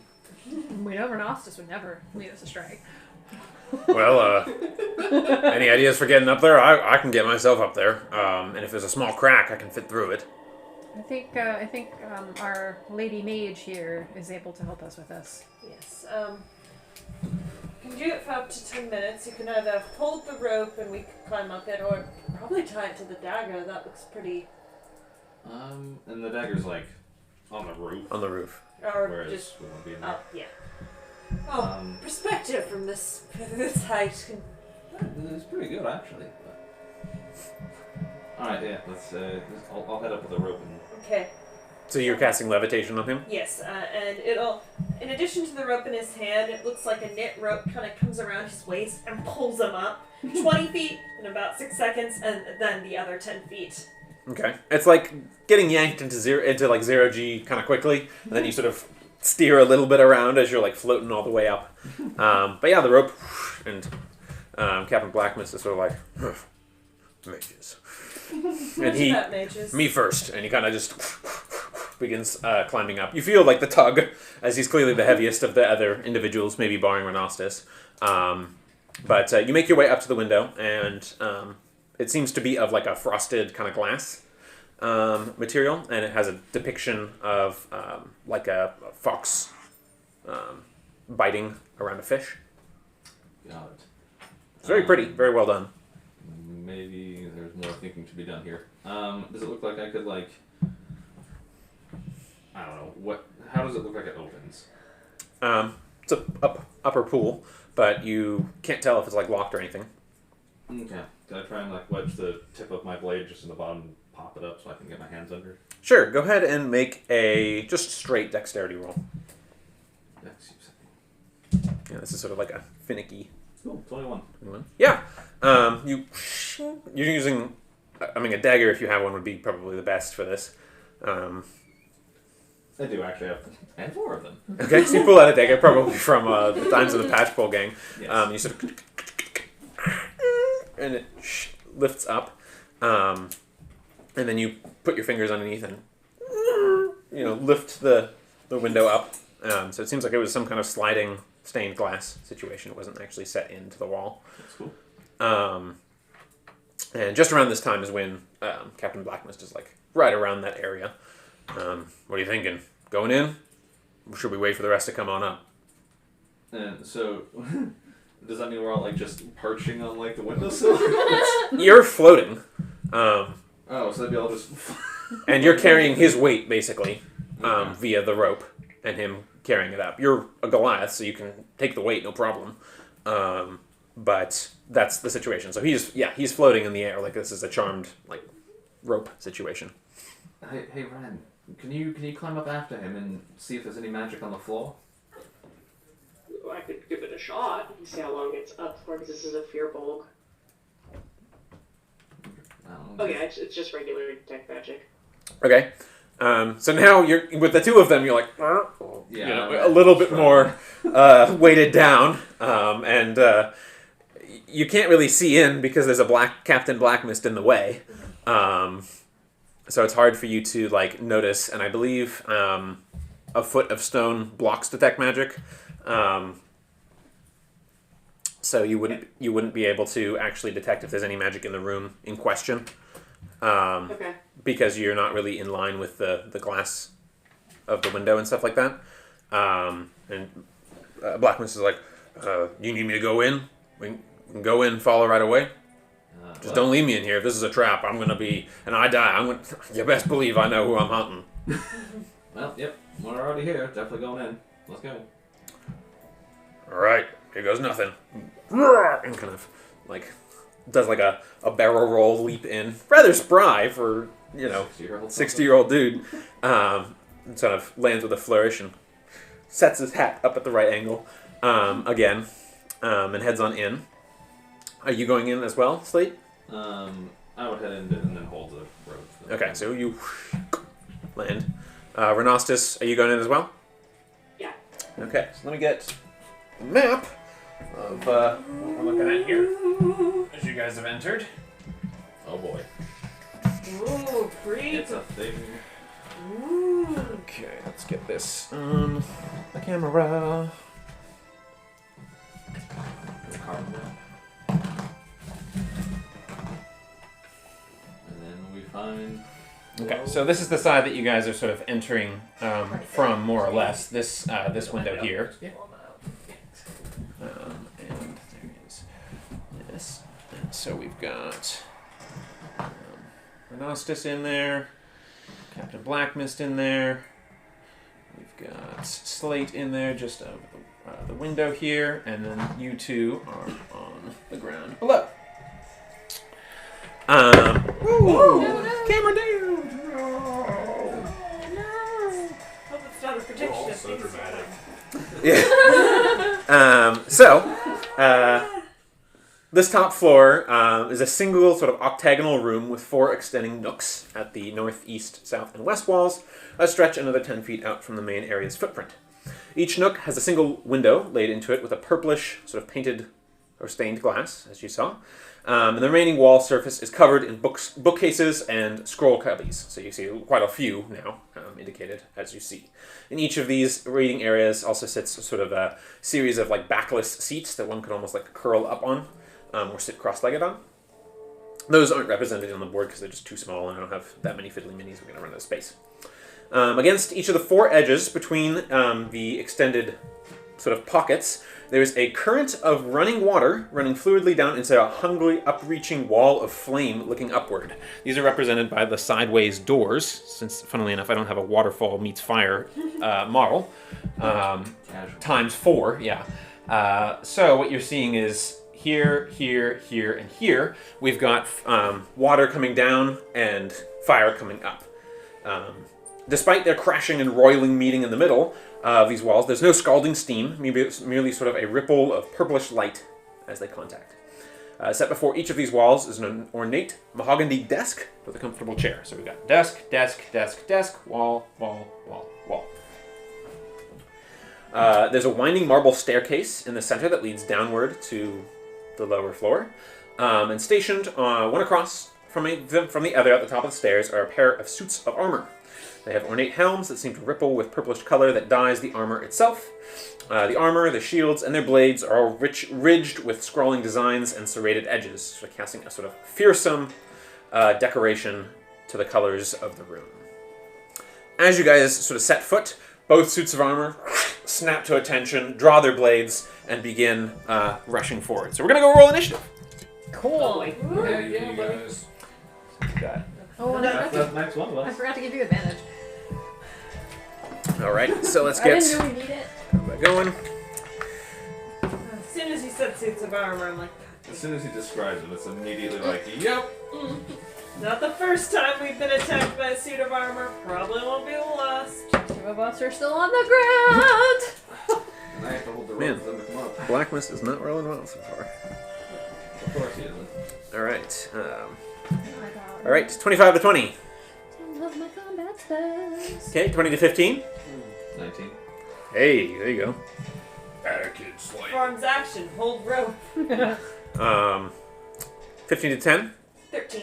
13. Oh, 12 for me. Netka. Okay, Netka's at 13. Tennille's at 12. Okay. And Renostis? 6. 6? Okay. No. Nice. Got it.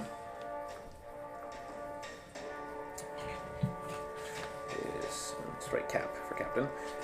B. Okay. So the captain gives a shout, but is clearly flustered by the animated suits of armor that are coming forward.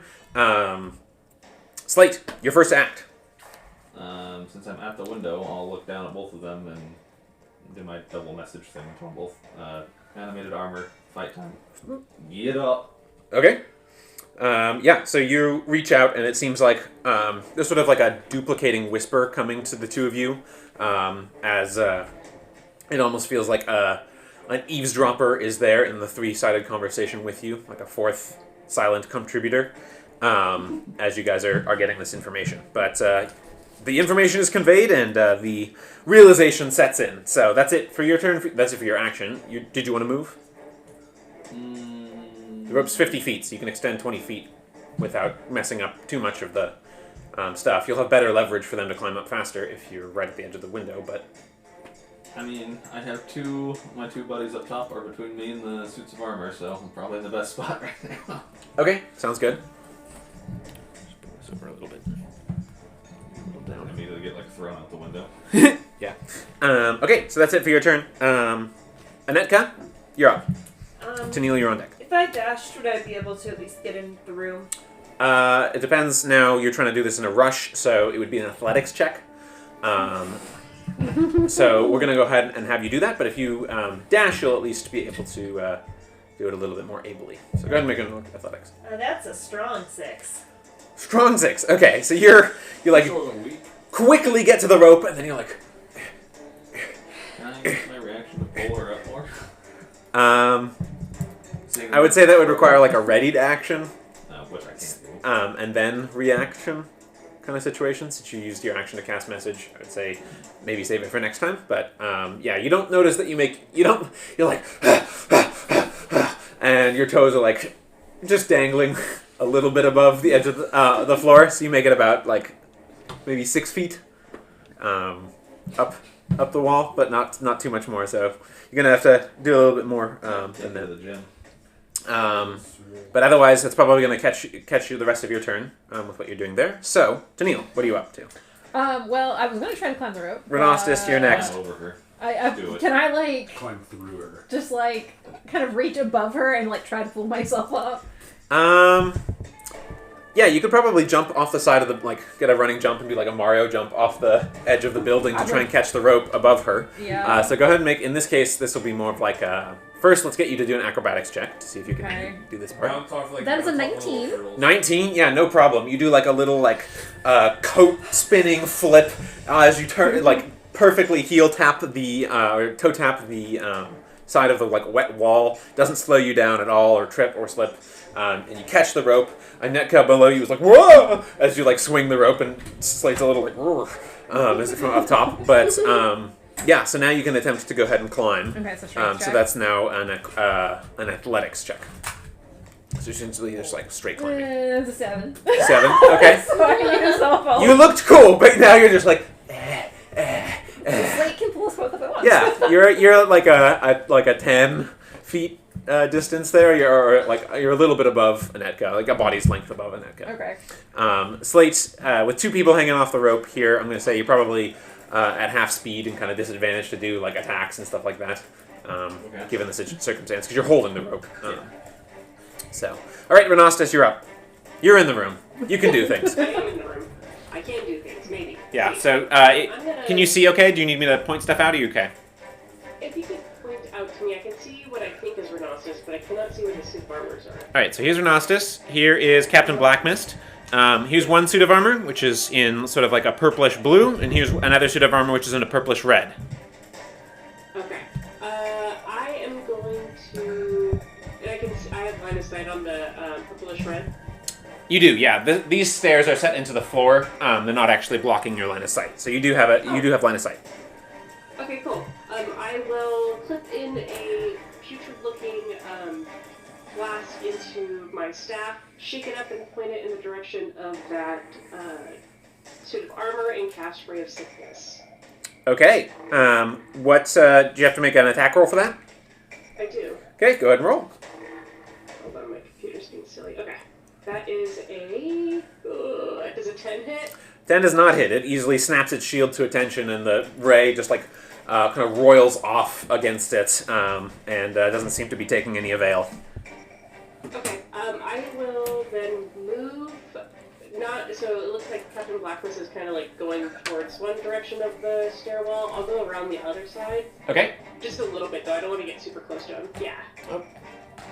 And There we go. And Okay. I die. Sounds good. you fall down the stairs. All right. Next up is the creatures, the armor. One easily closes the difference between Blackmist, and the other comes around towards Ren. They're each going to make 2 swipes with their long swords. So the first pair on Captain Blackmist. Let me bring up his stats here.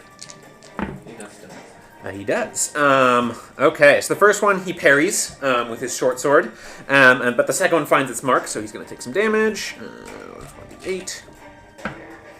All right, and he takes. What am I looking at here? Right in front of me.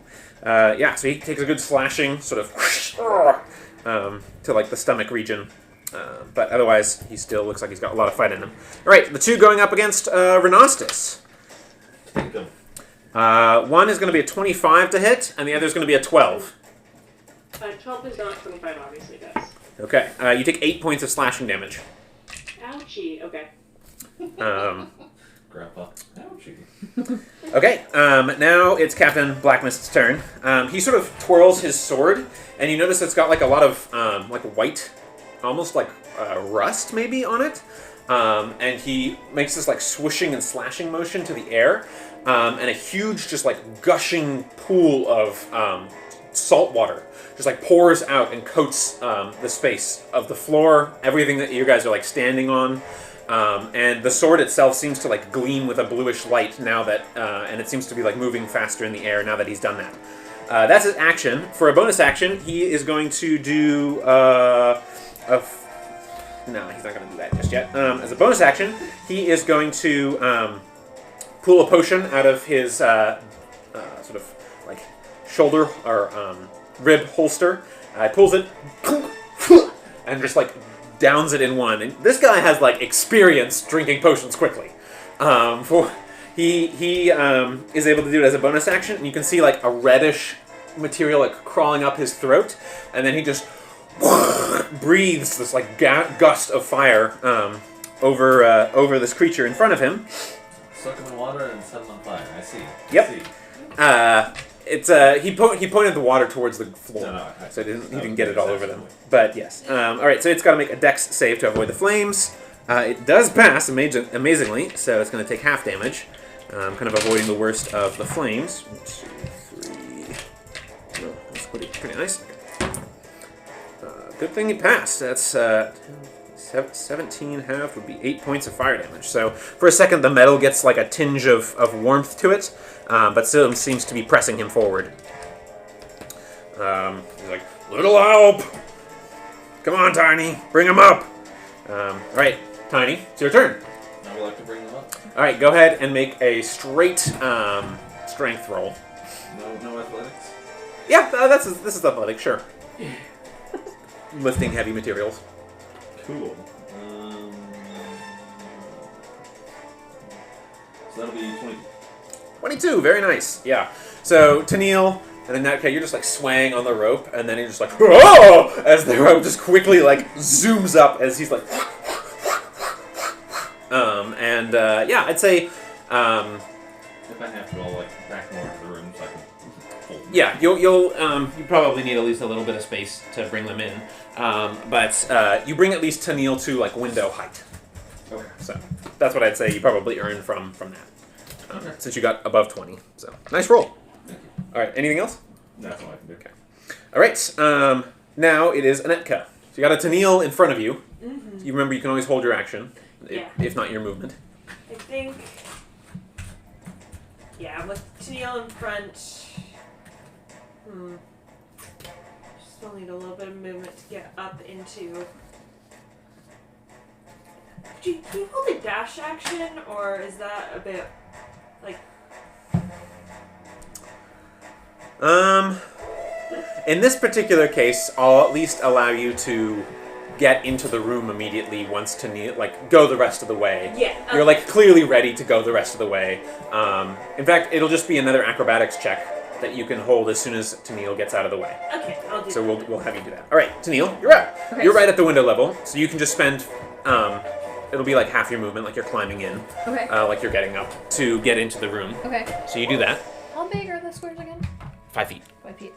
Okay, so I want to go ahead and cast Silence, but I want to kind of center it back here. So Okay. that, like, it's these guys are in it, but that Anika and myself can still cast spells back here. Got it. Okay. So yeah. that's my goal. Yeah, so all the like clang, clang, clang, clang, clang of all the metal just all of a sudden just like silent as they've been put on mute. But you also notice it seems to catch Renostus and Captain Blackmyst sort of in that area. So you don't have quite the finite detail Right. to be able to Which is- perfectly position it. But That's fine. Okay, and then I want to make sure I'm clear of the window so Anika can actually get in. That is about my goal. all right, so let's have you do your acrobatics check or athletics, excuse me. Okay, well, they're 12. 12. Yeah, you make it to the window at least, we'll say, and get you into the fray. But that's probably it for you, as you're winded, and you've got that going. So Pass Without a Trace drops, Yes. but you've got Silence going. Now it is going to be Renostus. Cat, you there? Quick timing. Yeah, you are in the midst of silence at the moment. If you step back a little bit, you'll be out of it, but you are in it. Ooh, I wonder if I could use this with. I think I can. Because I'm in combat range with one of the suits right now, right? Yep, that's correct.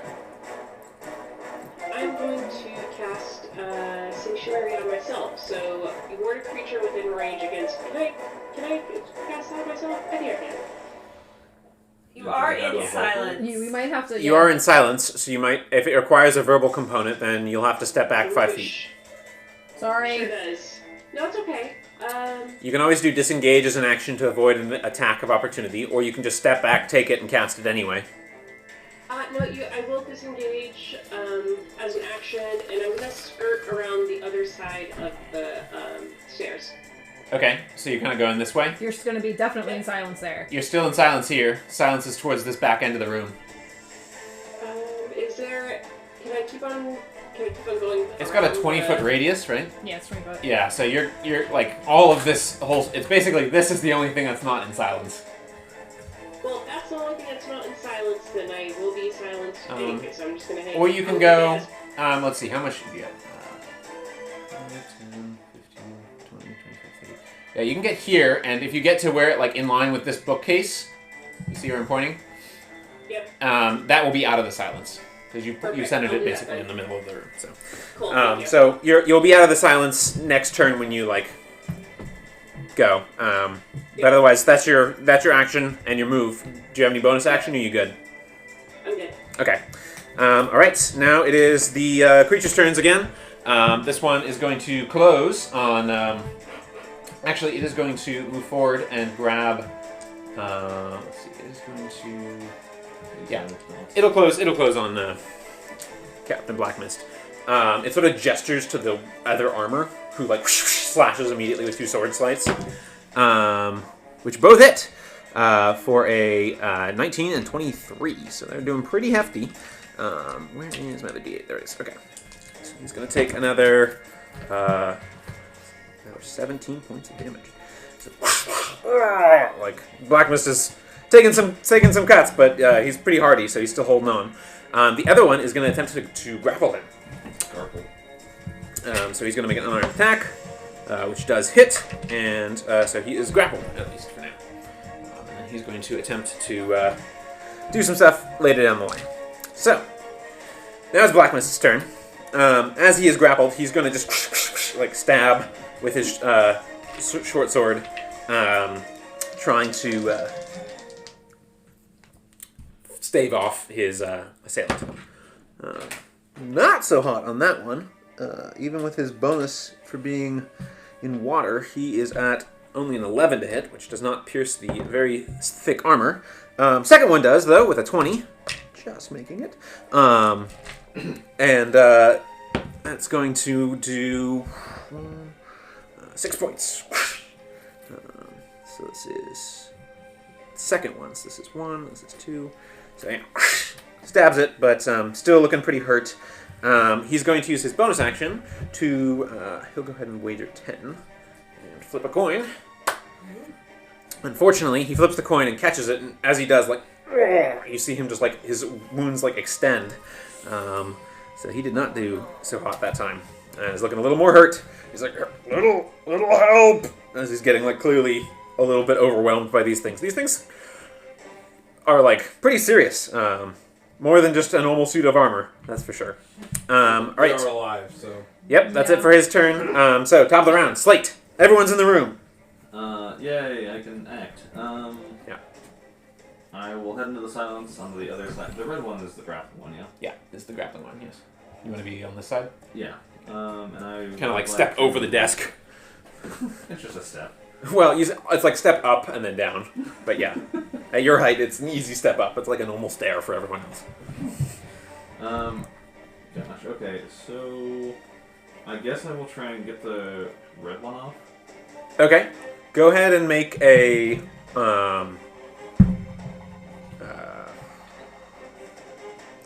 go ahead and make an unarmed strike first. Okay. So roll at proficiency and strength. 21. 21? Okay, that is successful. And then now go ahead and roll. We'll just do a straight strength contest here.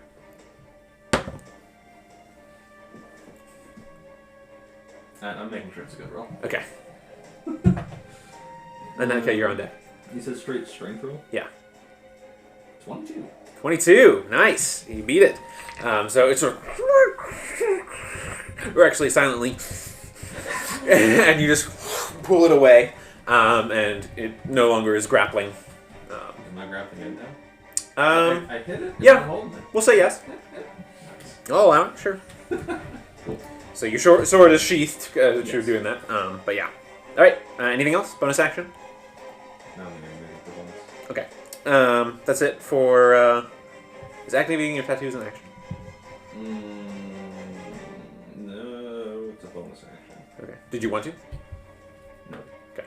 Anetka, you're up. Okay. Tennille's on deck. 2 skeletons within 5 feet of each other. 2 armors? Yeah. They are not. There's a 5 feet gap between them. Okay, then she'll pull the dye out of her sweater and just hit the one in the red. Okay. Dex? Dexterity saving. What's the DC? It sure is a number. And All I'm right. holding Pretty sure I didn't roll it with a 5. Yeah, no, 15. All right. Go ahead and roll damage. This is the one that did not get fire breathed but got stabbed. 4 acid damage. Okay. So you see sort of some acid like turning to rust and eating away some of the metal on it. All right. Anything else? No, that would be it for me. All right. Tennille, you're up. Renostus on deck. So I can cast magic on things in the silence Yes. as long as they don't have to be able to hear it. Yeah, and they're immune to thunder damage for what that's Right. worth. But yes, you can Um, because but- you're not in the silence stopping magic is mostly about the verbal component of Right. spells. So you're not in that, so you can still do verbal components. Well then I will cast a healing word on the captain. Okay, at go for it. First level. So that is going to be a 7. Sorry, I'm like, wait, how do I do that again? It's been a while. Okay, yeah, he recovers some of his wounds. He still looks like he had a fair bit of fight in him, but now he's looking better. So much the better. And then if I got a little bit closer to this dude, can I get within 5 feet of him but still be out of silence? Yes. Okay. I want to cast Word of Radiance on that dude. So that's a con save. All right. Is it hit multiple people? Like You choose. I can choose. Oh, okay. So I just wanted to hit him. got it.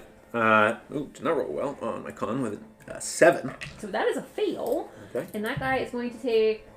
I rolled really low. He's going to take 1 radiant damage. All right. Takes a single radiant. It's like just like a. A little But- sunburnt. Little sunburnt on that little bit of metal. I mean, Spark. yeah. All right. That's it for Tennille's turn.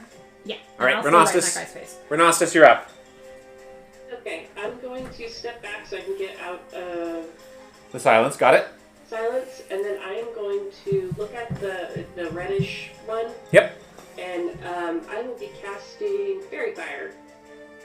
Okay. I believe that's no, a. Wait, no, that's a bad idea. I was going to say that'll affect your friends, but we'll hit both of those. I thought it was a target. but No, it you can is get quite a few bad. people with it. So.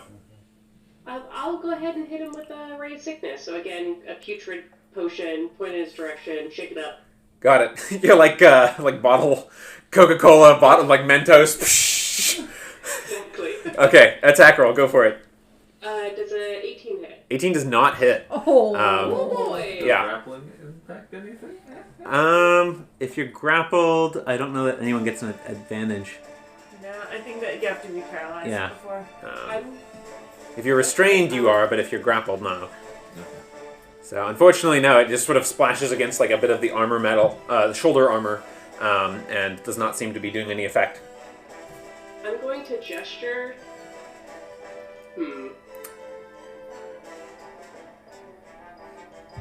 I want to use a speech action, but can I use it as a gesture instead? Sure.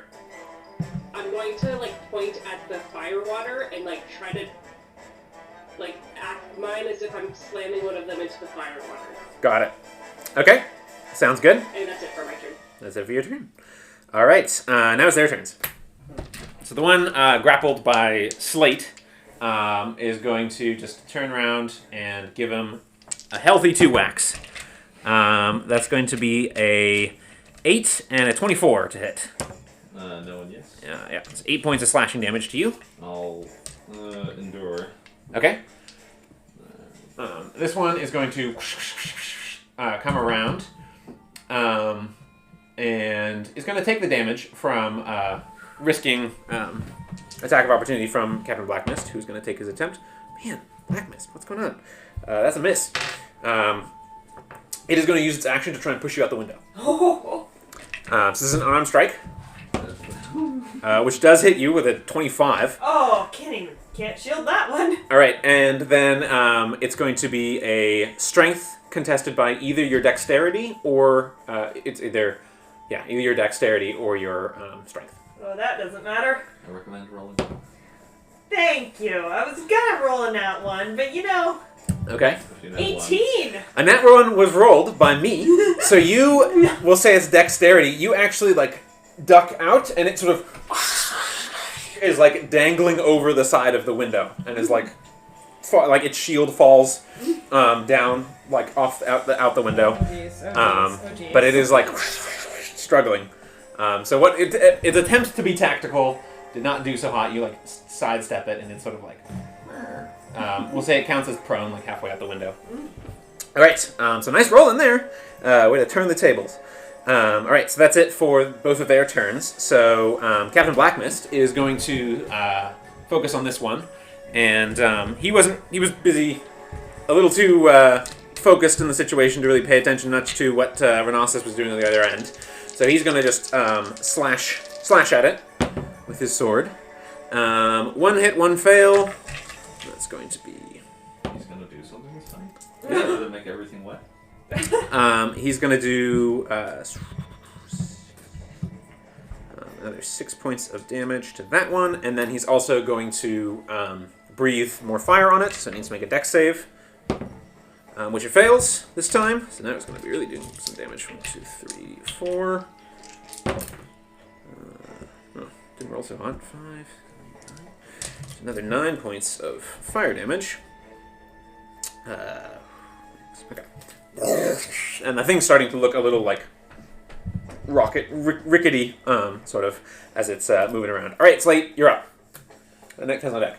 Alright, does it seem reasonable that I'll be able to just, if I'm grappling it, just toss it into the fire or push it in?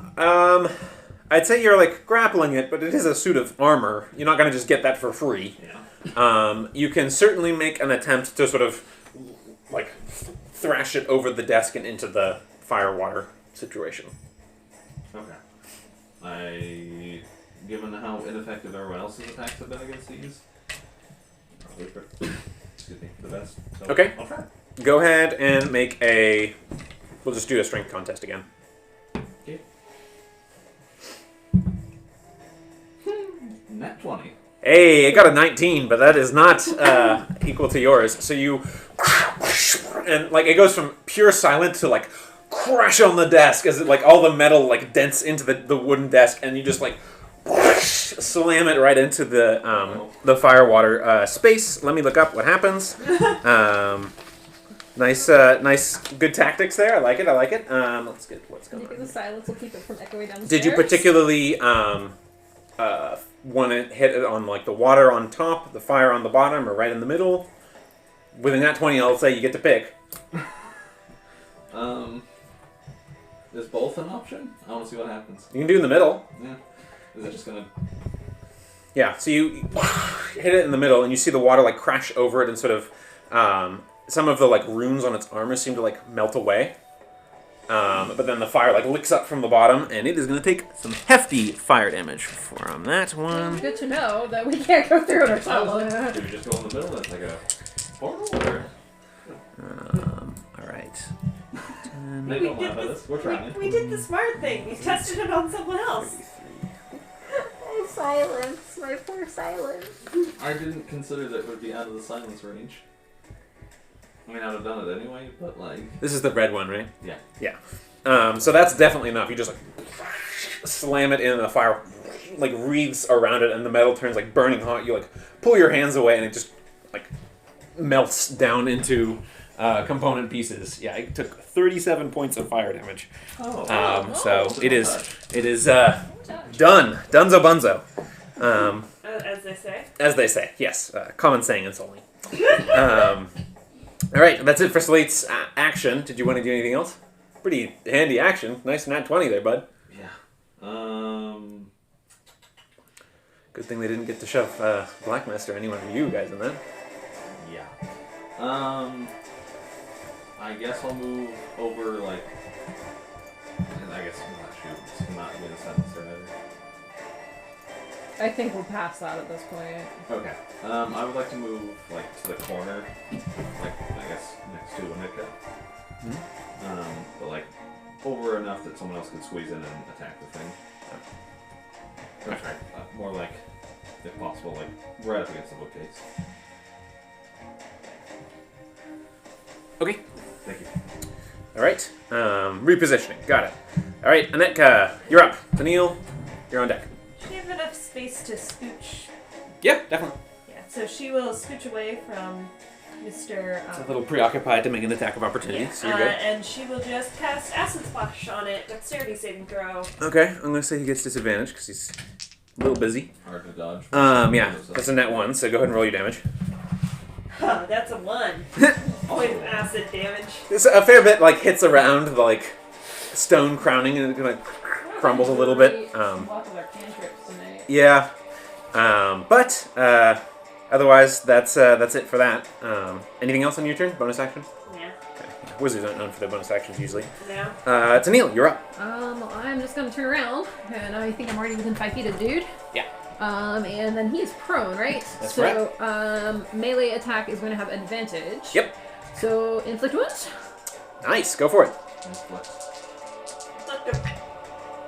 That's going to be a 21. 21 hits.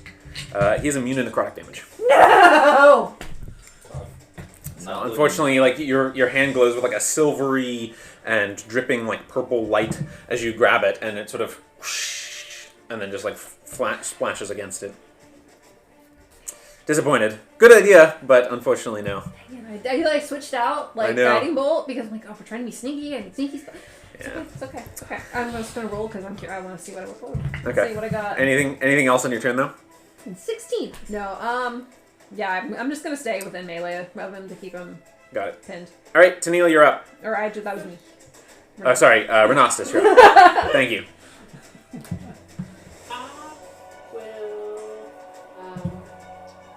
Do another Brave Sickness, maybe? Okay, you might need to move a little bit to get a better angle on him since he's dangling out the window. So if you move here, you can do it. Okay. So go for it. Attack roll. 14. Okay. Nope. I'm gonna get closer. Okay. Yeah. Okay. You're very much in the silence now. Yeah. I don't think I can do anything else. Okay, that'll be it for my turn. Okay. It's going to use its turn to like reel itself back in. That's its like movement, half its movement. And it falls out the window apparently.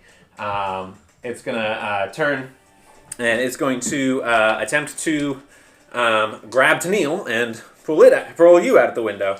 So unarmed strike. Nat 1, man. I cannot roll. So it's sort of like grabbing. It kind of comes back with a sort of flailing, easy to dodge motion, and you sort of duck under it. So that's going to be it for its turn. Captain Blackmyst is going to shove his way through, and is simply going to try and shove it out the window. Trying to do that because of the noise. So he is going to do that. That's going to be an unarmed strike. A lot of window shoving. Right. That's that. That's going to be a hit. And strength contest with that. Yeah, he rolled nicely then. Yeah, okay, so his strength. Okay. Alright, pretty good. 16. No, unfortunately, it does not succeed against the 19, so it's resisting his push. He's like, come on, once it's on the ground, it's nothing. They can hear it. But anyway, that's it for his turn. So, top of the round, Slate.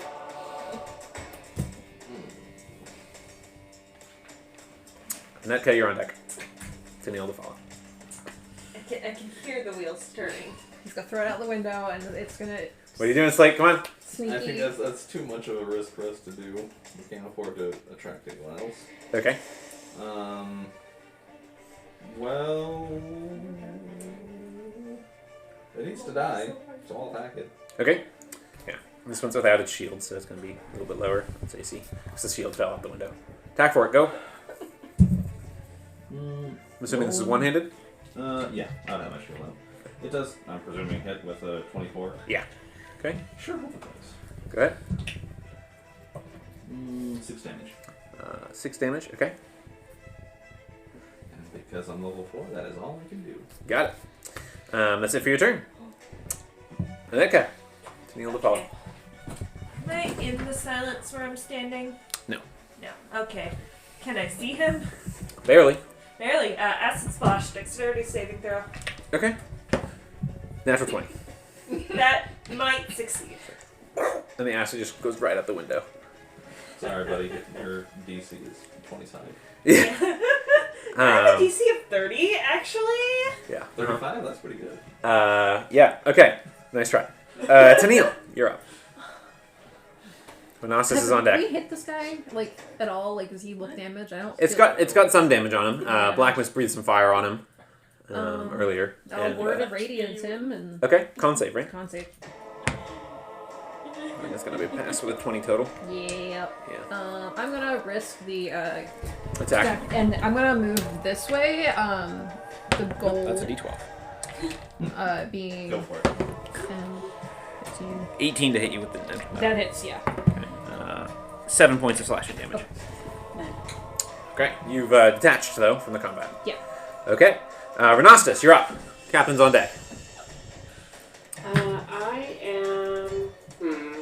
I am going to go. I'm going zone of silence. If I back up to the bookcase, I won't be able to see anyone, huh? If you're here, you can maybe see it. What are you trying to do? Oh, I need to make a I'd concentration like check. to hit, Oh, the silence is gone. Oh yeah, the silence is gone. Do the damage from the attack of opportunity. The silence drops, so you're fine where you were. Oh, great. Sorry. Yeah, I failed that con I'll save. hit him. I'll try to hit him with another ray of sickness. Okay, attack roll. 24. That hits. Hey. Yeah, you did it. What type of damage is this? Poison. He's immune to poison damage. Okay. Seeing that's... Sorry, Cat. No, it's okay. I'm going to make another gesture towards the wall of fire that's closest to me and Okay. start heading that direction to help. I'm not very strong. To lend strength to this. Got it. Maybe it needs to be a group effort. You can get a little closer. Okay, sounds good. But you can now talk too. It's no longer silent. But We'll do it together. got it. Okay, that's it for your turn. So now it's its turn. It's going to make 2 slashes angrily at Slate. Me?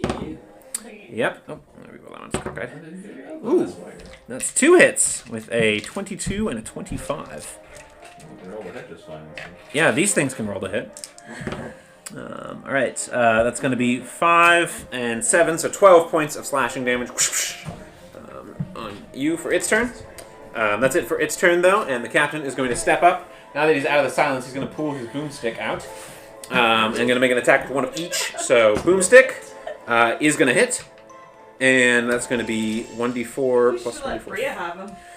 1d4, which is 4 plus 2, so 6 points plus another d4, 2, so 8 points total of damage. The Cackler doing.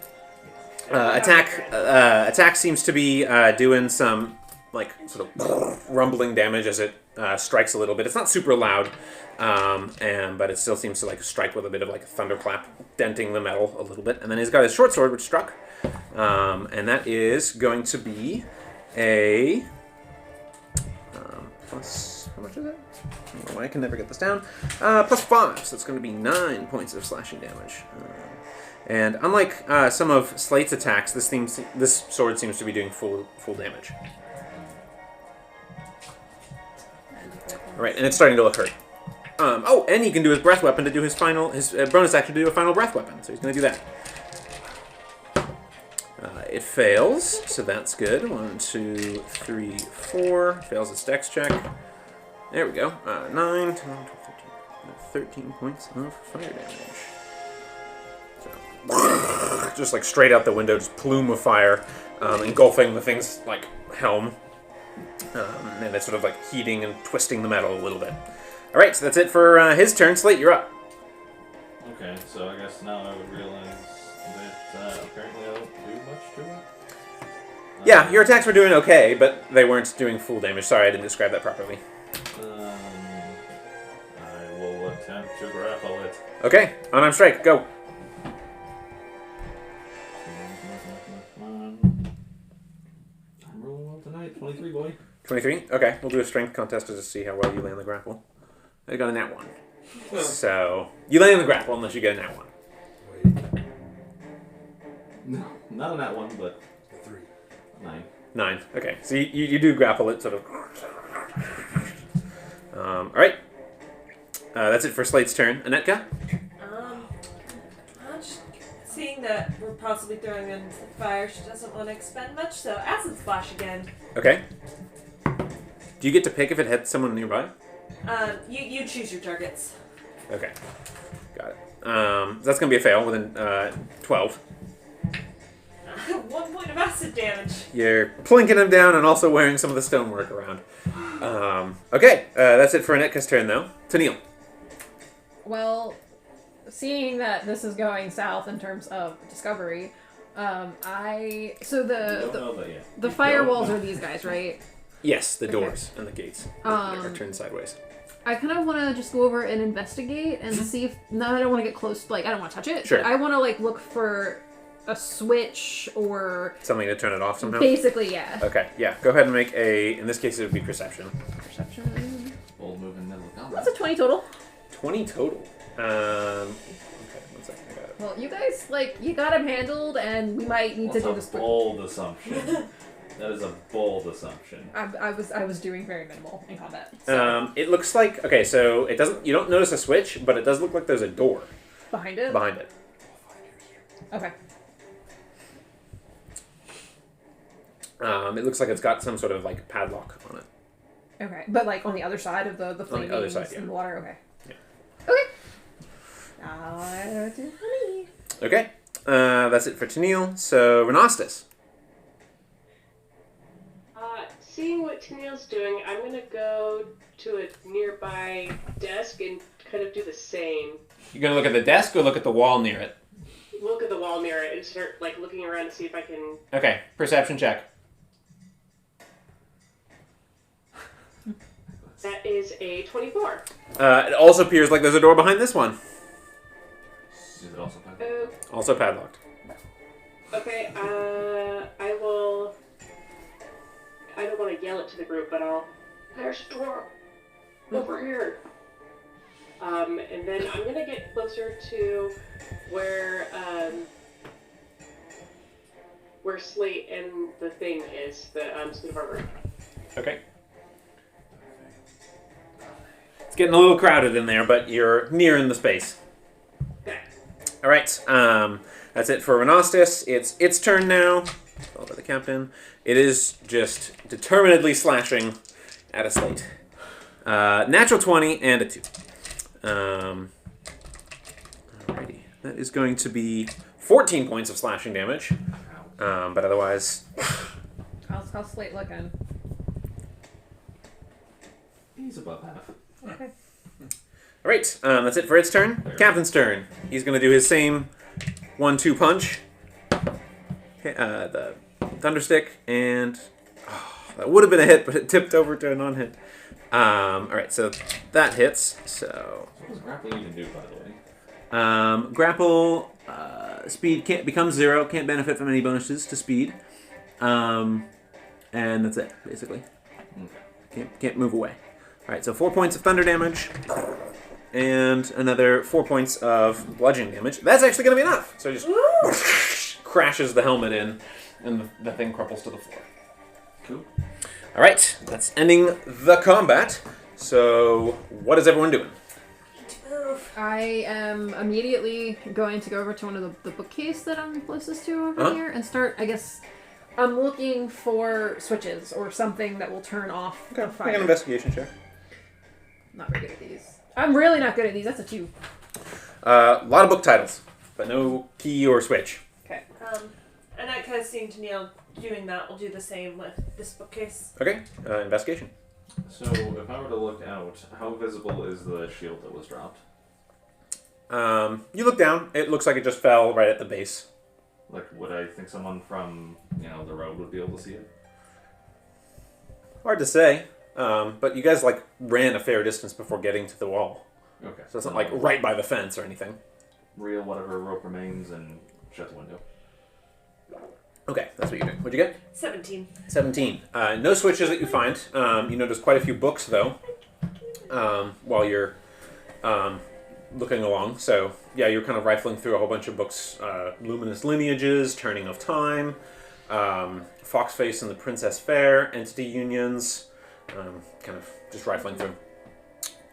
Okay, Renostus, what are you doing? I'd like to peek over the edge of the stairs and try to get, just look and listen to see if there's any indication that someone heard us, if there's anyone coming up the stairs. Sure, go ahead and make a perception check. Ooh, that's a net 20. Very nice. You hear kind of like a kind of noise, but it seems to be in time with a flaring red light, almost like firelight. But you don't hear any coming up the stairs or anything like that. So you're pretty confident that you don't hear anything really loud coming up your way, but that's what you're hearing. Okay, I'll give a thumbs up all around. Okay. Okay. Captain Blackmyst, he is busy. He's gonna pull and drink a healing potion. So he got a little roughed up that fight. Self-care. Those are supposed to be hours when he dies. He can't drink them. Yeah, nice. Okay, so that's what he's doing. Everyone else, what are you guys doing? I go look around, see any secret doors, any secret compartments. Just Okay, go ahead and make an investigation check. that is a 23. Okay, nice. Now that you're not like in the midst of combat, you can check all 4 of the like curtains of water fire seem to have identical padlocked secret doors behind them. She'll relay this to the group. Any way we can think to turn the fire off? Oh, yeah, let's check the desks. Normally I'd say water, but it doesn't seem like mine had any effect, and he kind of gestures towards like the curtain of water. We should, let's check the desks. Okay, make an investigation check, one of you. I'm just checking the desks. Maybe Nitka should do that, or somebody, You want me to? Nitka, look at these desks, please. I guess I am very studious. That is a 26. I'm very studious. Okay. Largely identical. Large central drawer, 2 side drawers. There's a set of empty parchment, an inkwell, which went scattering on the table that the armor got crashed all over. 3 pens, empty leather journal. You also notice what looks like spell paper and ink that you recognize. So it looks like there's 1 level's worth from each desk. Not quite how I normally do my spells, but it'll do. And beneath the chair, beside the desk of this side here, you find a small box. I would like to open it. Okay. You open it. The opening of the box turns into like a metal mouth that bites at you. Yes. Maybe check the traps. Yeah, no, I go ahead and make a realized dexterity that saving throw. As soon as I said that, It's a mini that's a 6. Okay, you take 1 point of piercing damage, and you can feel something like wriggle under your skin. Something wriggling under my skin. Something wriggling I under. can't fix that until tomorrow. But you do open it. Well done. We're just gonna put this on you. You're not stunned. It's just an effect on you. You have a let's see. You find a small key, but you also find a tiny folded scrap of parchment that has the word "fable" written on it. I'll put up the parchment and put up the key. Is there anything in this room that looks like it has a keyhole or? Aside from the padlocked doors, no. But Okay. those you noticed. It looks a little small to fit the padlocks, to be honest. Looks a little small to fit the padlock. But you could try it. That's just your initial guess. It's a small key, but you don't know. Can I go behind Nitka and just like take some of the pens and just stick them in my pocket? Sure. Just, Regular pens. Yeah. they're going in my collection. You grab 3 pens, no problem. Renostus, what are you up to while they're doing this? The door that's closest to me, I'm just gonna take a couple moments and listen at it. The door that's closest to you is behind a curtain of fire and water, so you can't really listen at it. Oh, sorry, I thought that I had moved, Never mind. All the doors that are in this room that you've discovered are behind the curtains of like fire or water. I misunderstood, gotcha. Sorry for the confusion. Can I see if the, floor below us is approximately the same layout and also has? Can I, like, lean over the, So it's not a railing, it's a winding staircase, so you can't really look down it very easily because it's like winding and then it disappears into the closed stone passageway. Gotcha. We have the blueprint for the house. Yes, so I'll pull up the blueprint. The downstairs is not the same layout. I don't know how well you should put it like. Do you want to just take a picture to it Yeah. and send it to her? That'd be great, thank you. Captain Blackmyst is sort of like, remember it's supposed to be on this floor. Don't bother with the other ones. Well, maybe something on the other floors can help us get past this wall of fire unless you have an idea. He says, fables. maybe a book or something. Would you grab a rare book off the bookshelf? Yeah. Good call. Annette will start looking for anything that either mentions fables or has fables as an author, or... Wasn't there one with, like, the fox face and the maiden fair or something like that? Go ahead and make a perception check. Or, sorry, an investigation check. Slade, do you want to help since you were sounding like you were going to do something? Sure, I'll help. Okay. Why don't you roll as well? I sent it to the group chat, Kat. Yeah, got it. Thank you. What'd you get? Out of combat? I'm not rolling well anymore. Okay. You find quite a few interesting book titles that you get distracted by. You're like, oh, what's this? Wind and Wandering Wonder? So interesting. Edge Eater? Also interesting. And you're like looking at these other books, which we can get to in another time, in a second. What'd you get? 15. Okay, so going back to it, you noticed Foxface and the Princess Fair before, and you're like, hey, that could be it. You also find another one, which is... Let me find it here. I've got so many books. Local Legends of Sanctus, Volume 1, by Medea Hellenica. Also, you've got Foxface and the Princess Fair by Herathena Jupenta. Which one do you want to read? Yeah. She'll go for Foxface and the Maiden Fair first. Just Okay. kind of pulling it off the shelf, seeing if that does anything, and then particularly scanning for anything that looks weird, any like someone's written in the book, someone's... Sure. It doesn't immediately do anything when you pull it off the shelf. Same thing with the other one. It looks like it has several like very nicely engraved and painted short stories, illustrations and stuff like that regarding a half-elf princess named Veronala who fell in love with a roguish trickster creature who had a fox's head. As you're like flipping through it, you're like... the book just like flips to the end, and you just like see this like empty hole, and you just feel this like, and all of you get sucked into the hole. Right. Oh, Well, well, that worked. We have found the entrance. Yeah. EOV, you are Lazarus. Alrighty. Not the mall. Not the mall. Okay. Yeah. Everyone in the room is pulled in. Anetka, you're first through the strange portal. Oh, that's where you want your wizard? Hey, you did a lot of discovery there. You found the box, and found the note and the little key, and unveiled the book. So we are entering into Oh boy. the next section here. There are things around the corners that is spickety spookity. Spookity indeed. All right, how's this showing up? So there's +7 to investigation. Not bad. Yeah, Considering Belfair has +9. Yeah. Yeah. Yeah. wizards, man. Yeah. They're often 20 good intelligence, investigators. proficient in investigation. Does a lot. Yeah, you're already at 20, so. Alrighty. Okay. Let's get. What did I do with everyone's models? I just- No, we're still on the Whoa! We're stuck in the book. Like this is you're just. Astral plane spirit nonsense. Alrighty. So immediately the first thing you notice is how exceptionally hot it is in here. Your lips immediately start cracking. You are like bathed in sweat on the instant that you come through here. And you burst through this open space. Netka takes off one of the sweaters she's wearing. Okay. Sounds good. Let's get to this section. Nice job. You guys found it quite quickly. So I'm impressed. Good job. Aw. Alright, so the first thing you notice is the blast of dry heat scented with brimstone. Like I said, cracks your lips and parches your throats.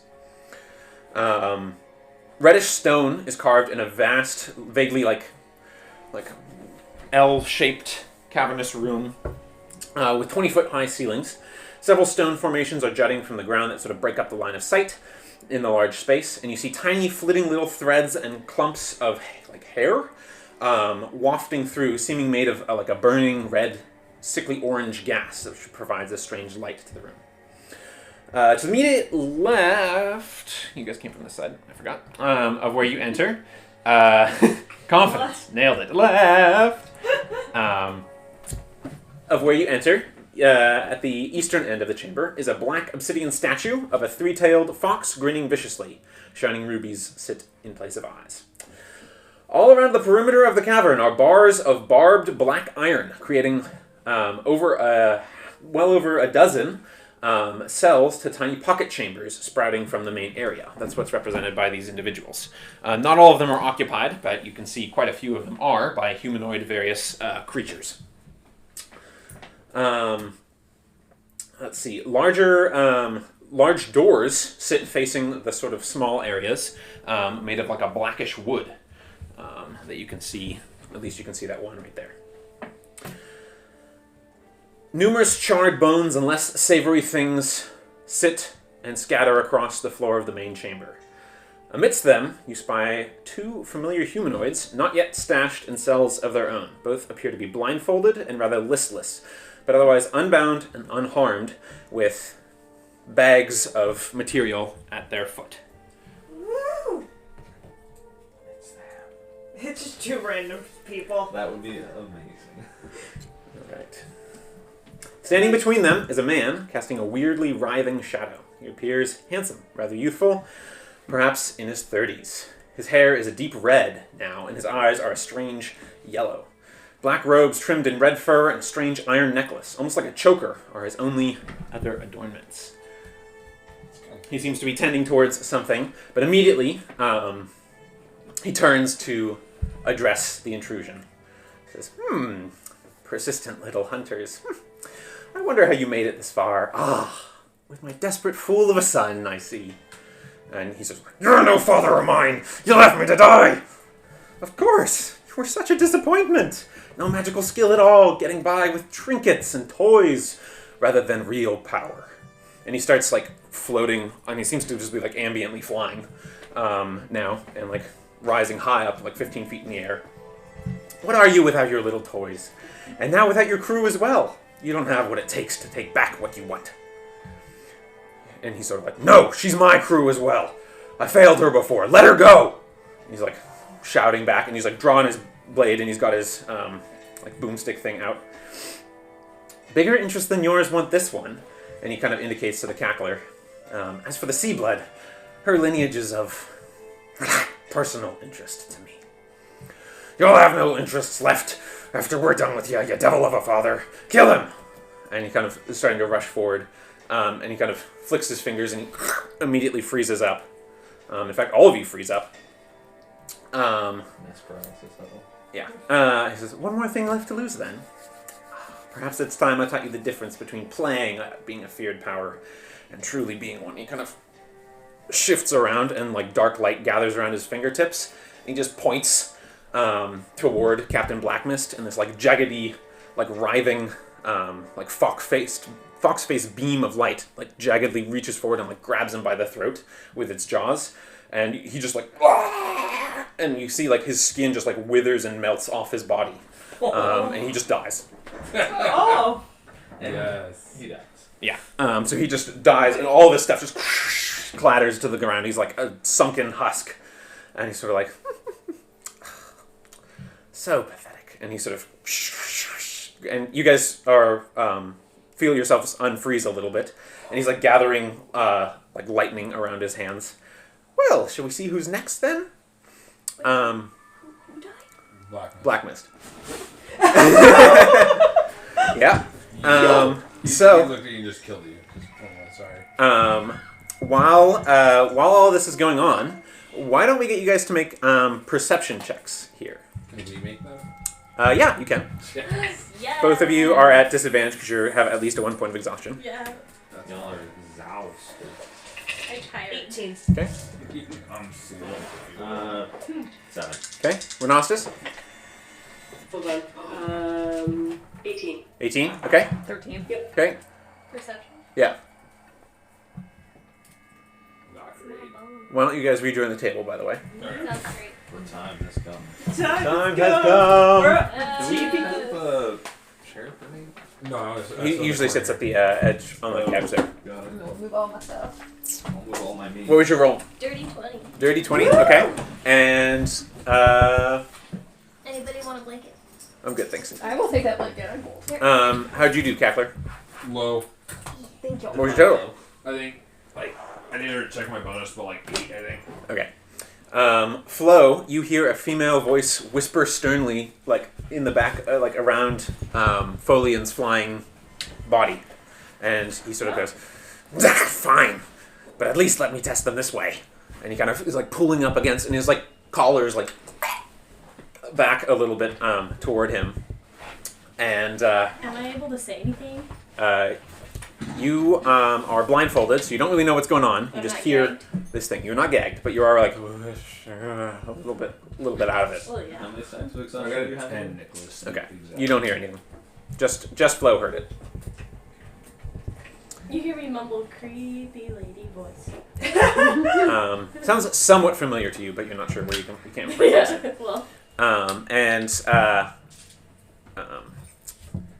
Folian is sort of just like hovering up above, and he kind of gives this like gesture of like begin. And you guys weren't really paying attention, but to it, you were a little captivated by the situation. And he snaps his fingers and turns invisible, or vanishes from sight in some way. Captain Blackmyst stands up, Oh no. dripping like necrotic energy, draws his blade and just begins to like start slashing at Slate, who's nearest him. So I have so much health, Nicholas. we'll go ahead and roll for initiative. Yo, why's Valthia here? We're screwed. Fireball, fireball, fireball! It should. You guys should roll. At the moment, you're still a little too. You guys are free to act, but you are like really listless and like uncertain, and you're also pretty much naked, Been there. stripped of your stuff. So, Yeah, feathers. It's fine. I don't. okay. Oh. That's all your fires. All right, 25 to 20, No, sir. 20 to 15. Aim for Renostus. Say again. 17 for Renostus. Okay, thank you. Renostus at 17. Nice job, Ren.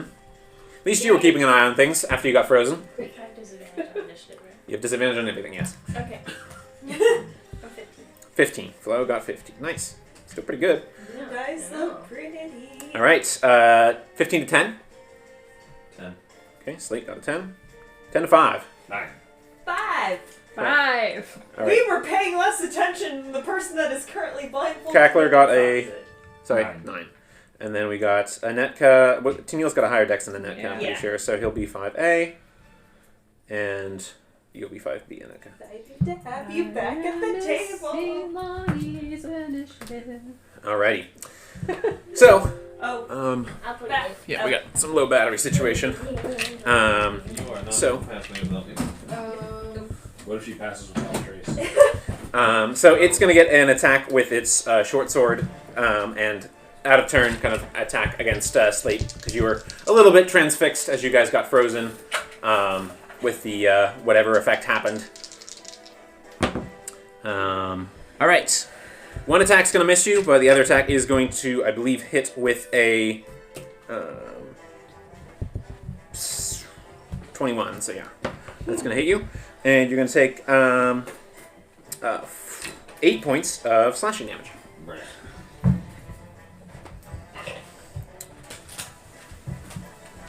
Alrighty. After you comes Renostus. After that comes Renostus. Top of the round. Renostus with Flo on deck. I'd like to run over. Can I make it to Flo? Yeah. Okay, I'm gonna go, and as an action, can I, you said she has a. Blindfold. She's just blindfolded? Yep. Okay, I'll go ahead and remove the blindfold from her. Okay. She's looking very weak and weary. She's like the most pale and lightest blue, almost gray that you've seen her. Her lips are like cracked and stuff like that. This heat, whatever is in it, seems to have really affected her. Okay, is removing her blindfold my action? I'll say it's a bonus action. That's fine. Okay, then as an action, I would like to use Healing Word. Okay. Go ahead and roll. You get 5 health back. Okay. I got a 1. Some of your ambient wounds, like scratches and stuff, close, but your hit point maximum does not change. You are just like so weary and beaten that you don't You notice it doesn't seem to be doing as much as effective as you'd like to see. Okay. I just kind of holding her. Whoa, so good to see you. Oh. And you notice her stuff like you notice her stuff in like a bag on the floor, but otherwise, you guys are disarmed. No armor, no weapons, that kind of stuff. So you have to grab your stuff before you do anything. Okay. That's it for Renostis. Flo, you're up. The bag's next to me. Yes. Can I stay laying on the ground and just like shove my hand in the bag, reaching for the pistol? Okay. You would not. Go ahead and make a investigation check with disadvantage. If you roll high enough, I'll allow this as a bonus action rather than an action. Okay.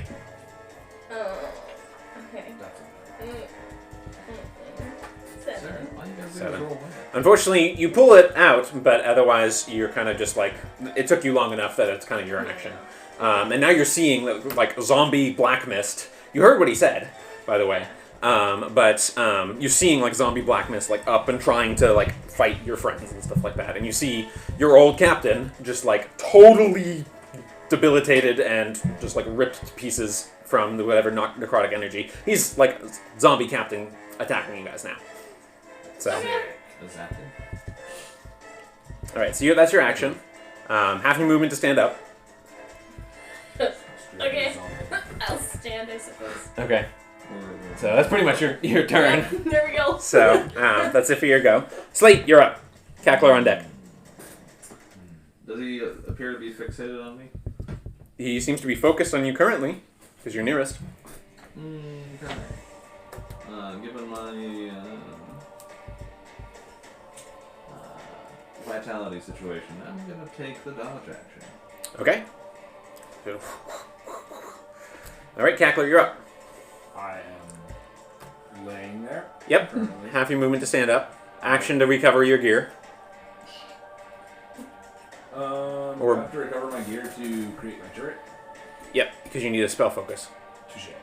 I shall do the recovery gear part, but I will stay on the ground and just kind of like sit like cross-legged, just like kind of sit there. Okay. Like kind of fumbling with my things. Got it. You're like pulling out your stuff, reattaching different things. Pretty much. Okay, got it. Nice. Okay, that's it for your turn. Now it's its turn. It pulls the boomstick and just triggers it. So 15-foot cone. It's going to move a little bit like this to get all three of you. So you guys need to make a con saving throw, please. Can't. Con! You guys, we all need a con saving throw? No, sorry. It's Anetka, Tennille, and Slate who need to. You're too far away. Okay. Okay, Tennille? 17. Okay, that's a pass. You're going to take 9 points of thunder damage. Oh boy. That's how. 12. Okay, you're going to take 19 points of thunder damage. Oh, jeez. I really hope. You're also deafened. And you are pushed. You just like get pushed up against the wall. And Slate? I hope a 16 passes. That does. So you take 9 points instead of 19. And you're not deafened. Cool. Technically not down. Congrats. And then it's gonna just like close the distance and keep staying on you guys. All right, that's it for its turn. Tennille, you're up. Annette on deck. Well, Channel Divinity. Okay. So 3 of us are going to get 8 temporary hit points on top. All right.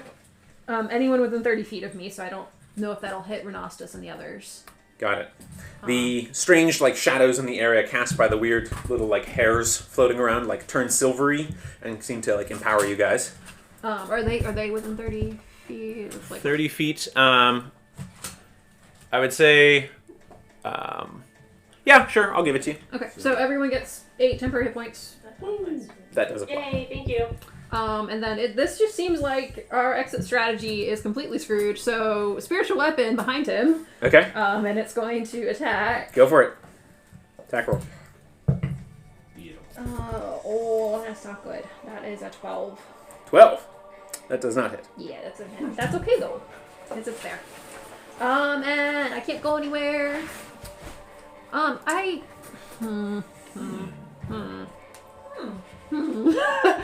gonna like just skirt around this way.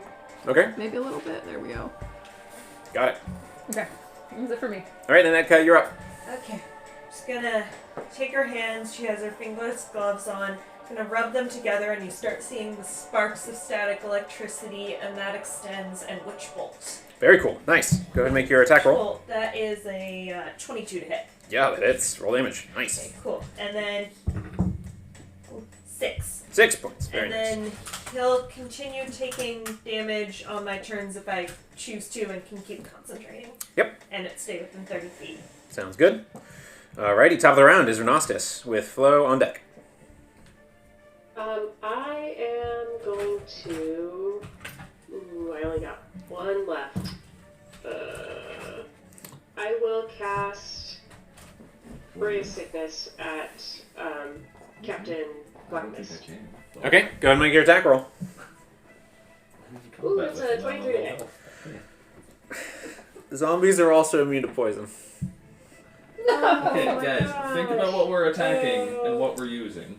Sorry, The Cat. Zombies also may be immune That's to okay, necrotic that was damage. me being silly. Alright, well, Probably. then, Renastus, feels, after, doing his Pepto, Mentos Diet Coke thing, is a little bit embarrassed and kind of slowly puts down his staff. And, I'll move closer. You're gonna move in closer?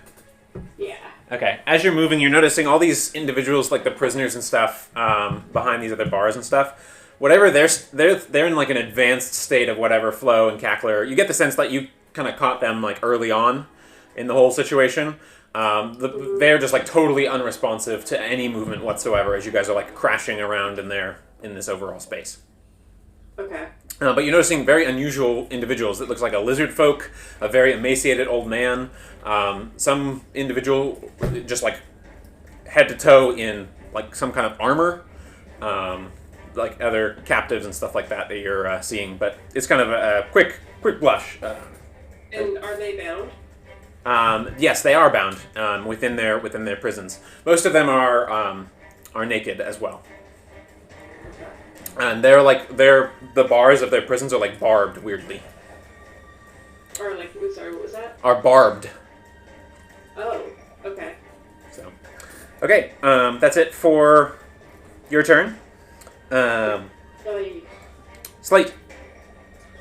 So Cackler's on deck. Right in my Was face, it yeah. Flo first? Oh, sorry, yes. Flo, then Slate, then Cackler. Great. Sorry. Yeah, I didn't want to play anything. I'm gonna stare at Blackmist and just like rub my eyes a little, Okay. and then I'll whip up my gun, stagger it a little, and like shoot it at the Folian. He's invisible, sorry. He's invisible? Yeah. Sorry. He's Didn't not a catch part of that. the fight. Okay. Sorry, I should So take him it's off the just board. him. He's It's invisible. just him and Blackmist then. Just the Blackmist. Okay.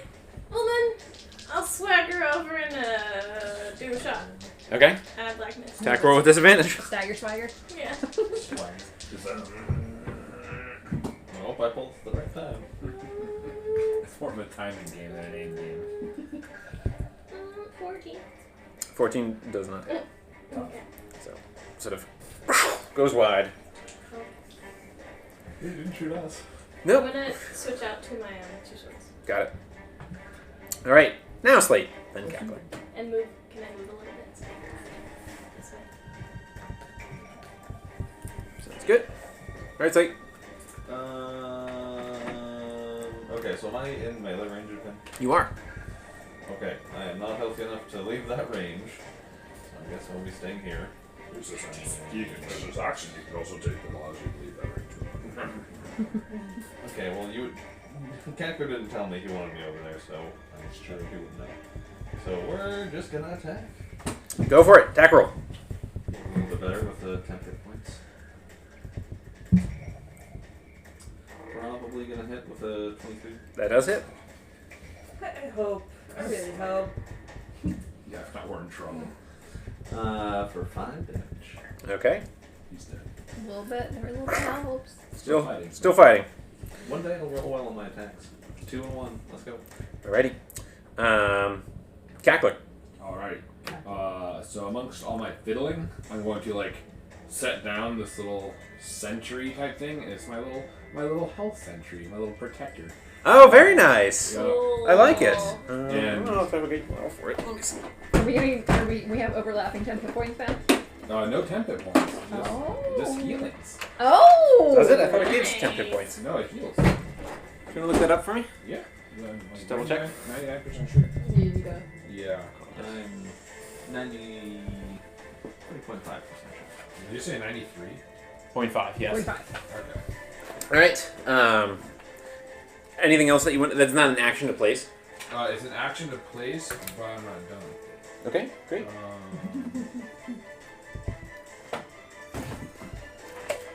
See if I can. Oh, you're right. It is 10 hit points. Yeah. Did you still want to do that? Yeah, sure. We'll still do that. Cool. Because if I lose concentration, then we'll stop. So I'm gonna. So it's gonna like march over because it has movement. Okay. It's got like little spindly. Yeah, and so it's gonna march over. Kind of like the brooms in amongst them Fantasia. And try to get like as in between them as I can because everyone within 10 feet of it. What's its movement? Do you know? Closing the book. Hey, but I actually opened it like 2 pages off, so what about that? I'll say you can easily make Anetka, Tennille, and Renostis. Okay. Cool, and then I roll.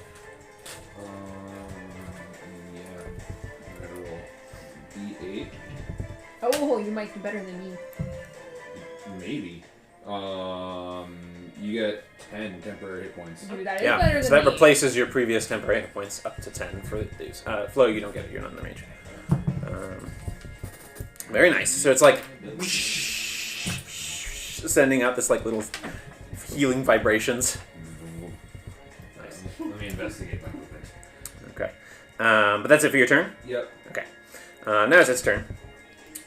Reaches into his coat.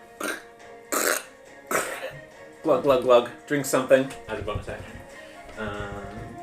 So I'd like this more when you were doing it on our side. Is a potion of growth. So he grows a size category and now is super mega zombie boy. It's a large one. 15 feet, by the way, is the movement. Got it. Thank you.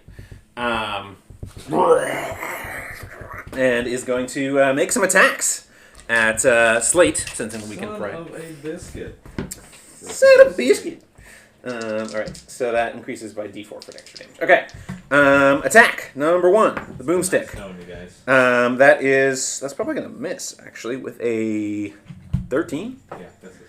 Sword, natural 1. Nice. Did I not die this turn? You did not. He grew, but did nothing else otherwise. Little disappointed. Threw off his aim a little bit. Yeah, Renostis, you're up. Flow on deck. No, you skipped Neil. Oh, yes. Oh my gosh, sorry. I have him in the wrong. I need to move. Yeah, okay. What a goofball. I know. Alright, Tennille, you're up.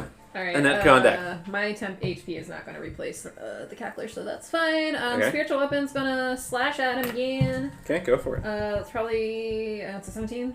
Hits. Oh, sweet. Where's my D8? There's a D8. Oh, there was already a D8. I'm going to use that D8 because it's pretty. Sorry. Hard to argue with that Thank logic. you for the flow of consciousness. Yeah. That's 8. Nice. Is it blunt? Force damage. Force damage. Blunt damage. It's real blunt. It's blunt. And then I am going to. Oh, I don't know if I want to be near this, but word of radiance on it. Probably. Okay. Connie. Con save, right? Yeah. I rolled a 4, so 7.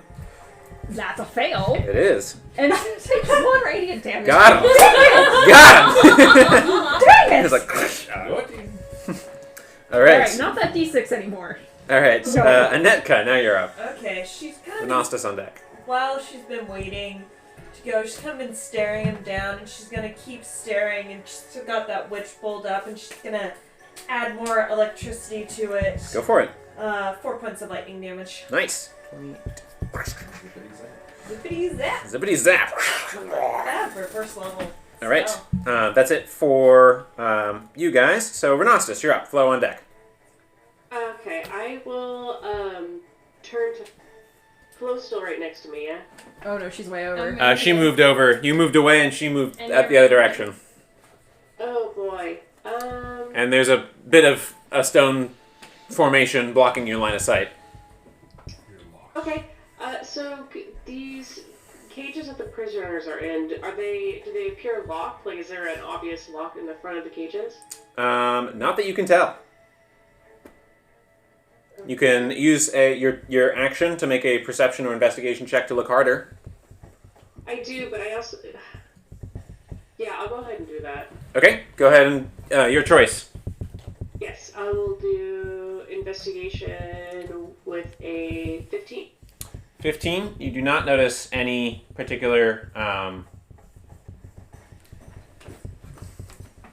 handle or Okay. lock or anything like that. Okay. That's all I can do, guys. I don't got much. Okay, that's it for your turn. So, Flo, you're up. I'm gonna go up to Blackmist and swaggy swag. What's your movement total? I got 15 feet. Okay, yeah. He's bigger, so actually you can get to him. Yeah. Go for it. Attack roll. You got closer. as- With disadvantage. Disadvantage. Ooh! Ooh. Hey! That's 21. 21 hits. You don't get sneak attack because you had a disadvantage on the attack roll. Okay. But you do still hit. I still hit. Yep. Alright. Let's go with it. This Okay. zombie giant monstrosity of your former captain. 5 points. Damn. 5 points of damage. I'm gonna try and do it again. Okay. You do not. Less successful, no, 7. 7 does not do it. Okay, I'm gonna disengage. Can you buckle swash yet? actually not no, you can't disengage. I'm disengage because you I attacked can't with your move. second action, with your bonus action. That's right. Also, you don't have any Well, movement left. It's a bonus action to that's true. I disengage, can't but you move bonus anything. action But to do I your said- second swipe. Since I hit him, they can't have opportunity attacks against me. Oh. So I was gonna move, but I can't move. Got it. But you Sorry. don't move yet. No worries. All good. Okay. After Flo comes Slate with Cackler off to follow. Okay. Alright, well, I'm... For some reason, the target of his attacks, and I'm still... You were closest. Looking not great. You ain't moving away from him. I wonder why. Can I actually, like, move around his base? Kind of a thing? There's a statue in the way. About the other direction. I think Not without moving out of attack of Yeah, opportunity reach. Tennille's in the way. But I'm more towards that side now? Maybe closer? Maybe in range of the healing pot? Sure. Shield pot? Yeah. I was gonna move it towards you anyway.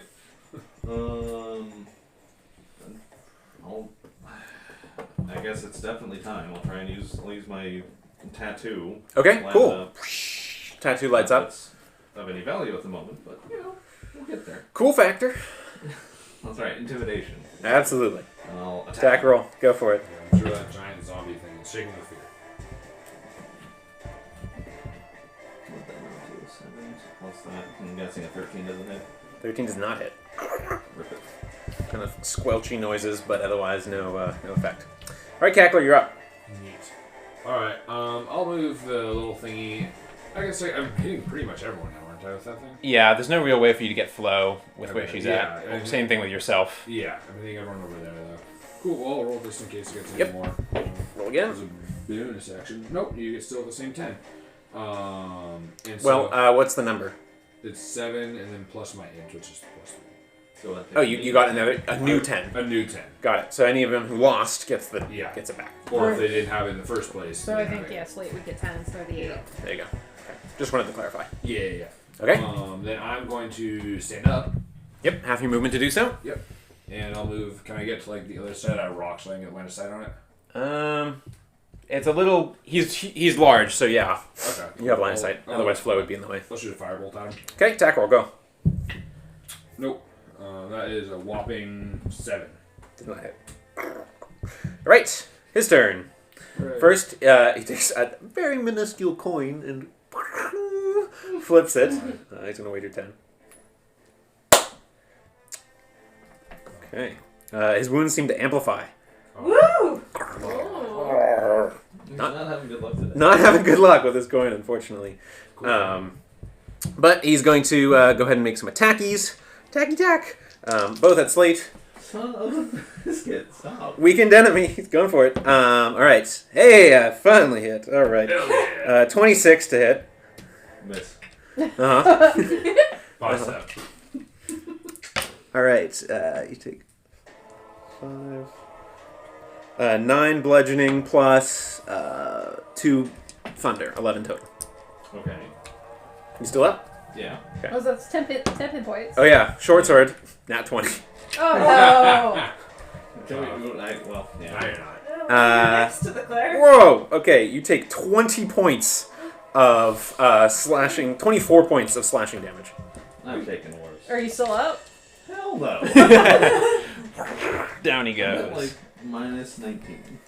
Alright, no. so big So, slashing. no. Tap heal points. Oh boy. No, 10 points cannot bring you back up. Okay.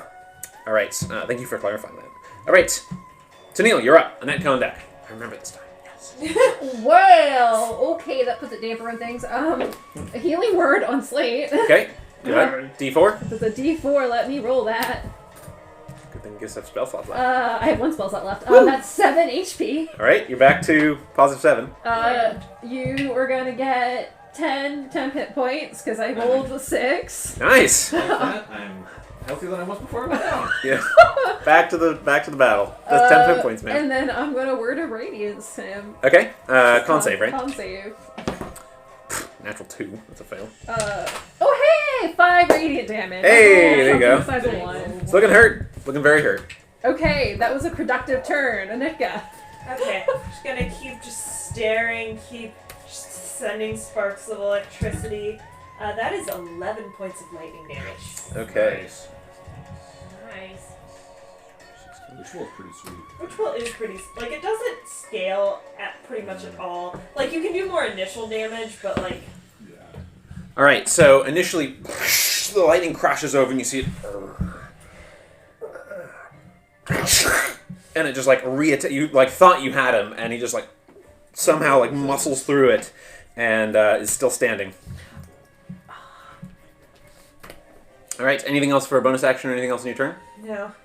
Alright, Renostis, you're up. Okay. Flo's on deck. I Top of the will round. turn to Slate and help him back up onto his feet. You're not in contact with him. He's Oh, I thought I was right with him. You're right next to Anetka. Where's Slate at? Slate's over Slate's here. on the ground over here, near the statue over I'm here. like in the corner Oh, where he's that's been where I beating me. thought my guy was at. Can I get over to him? You're over here, so difficult terrain. Yeah, you can get to him, sure. Alright, I'm gonna help him up, and as I am, would I be able to use guidance on him, or is that 2 actions into 1? Helping him up would be the action. Okay.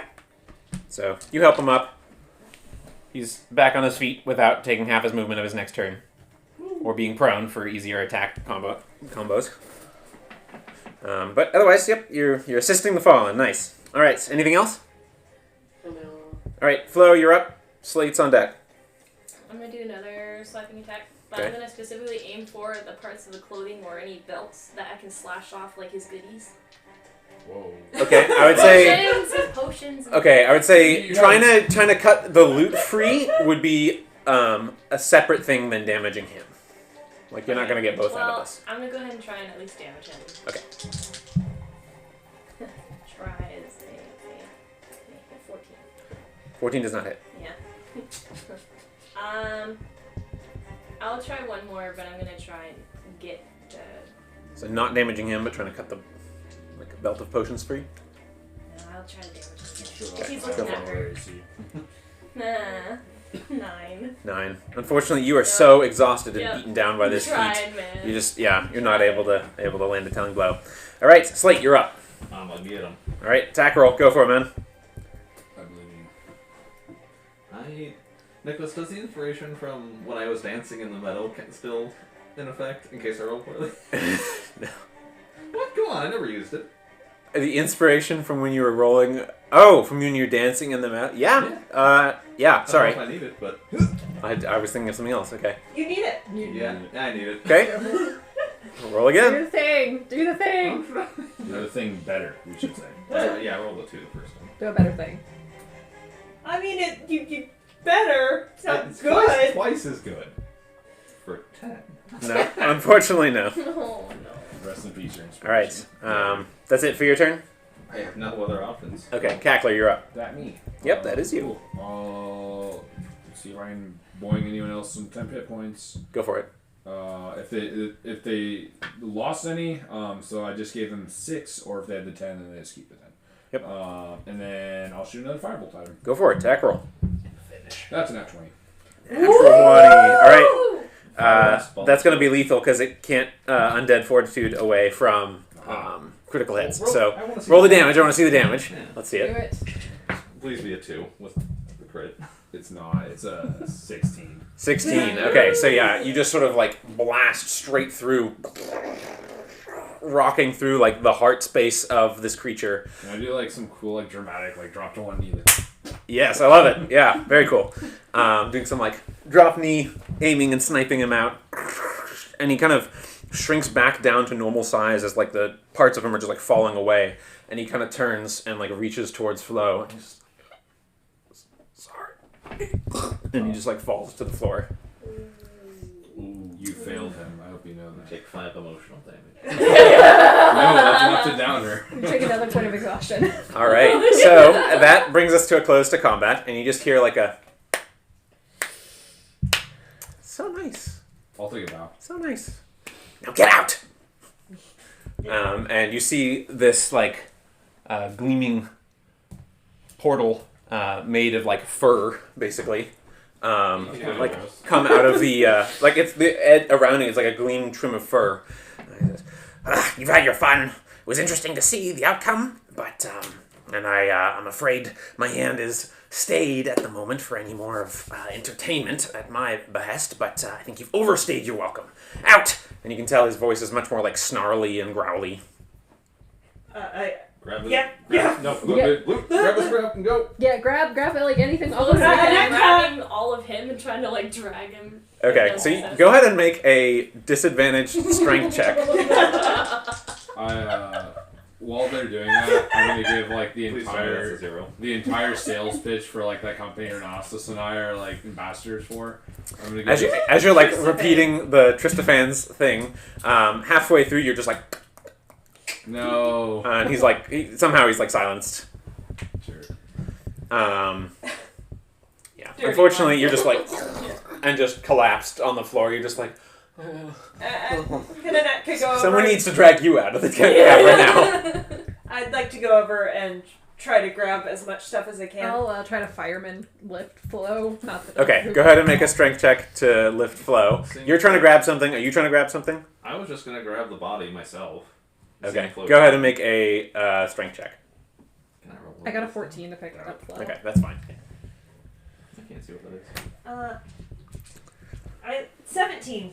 Okay. You can't read your own dice, bud? Come on. I can move it, but 20. What is the straight strength you said? Yeah. 21. 21. Okay. At first, you easily move the body, and at first you see like crackling light appear from the middle of the air. It goes, "He's mine, my son. You will not take it." And then you just sort of hear, It's me. "Out! Get out! Get out!" Okay. So like clearly again, and this time all of you hear like a sharp female voice delivering like a rebuke of some kind. You don't know what language it was done in, but it seems to be. Really? I know like 10 languages. So it's more of like the impression of it happening rather than it actually verbally happening, like a psychic rebuke. Got it. Okay. But it was strong enough to like resound throughout the chamber. But you managed to carry the body out Okay. Oh, okay. because it seems like whatever he was going to do to prevent you from doing it, he got prevented from doing it. Hooray. Counterspell. Good. So you exit, and you get suctioned to a place in darkness. Seems like it's wood all around you. Musty smells. No longer bearing down with the heavy wearing heat all over you. And we will pick up there next time with the zombified body of Captain Blackmist and whatever goodies he has remaining. In the basement seeming area of a like dark, dank, like wooden Double dank. location. There's some weird musty smells and definitely some less than pleasant other smells like vomit and waste. We're at a bar. And we will pick up to find out what the origins of those are. But thank you, welcome back. So nice to have you guys back, both Nate and Sarah, Cackler and Flo. We'll get you guys back up here and pick up again next week. So thank you guys very much for sticking with us for a little bit of a longer session there at home. And to all of you, have a good night. I'm Nicholas. This has been Dragon Poet Society, and we're signing off. Good night, guys. Night, guys.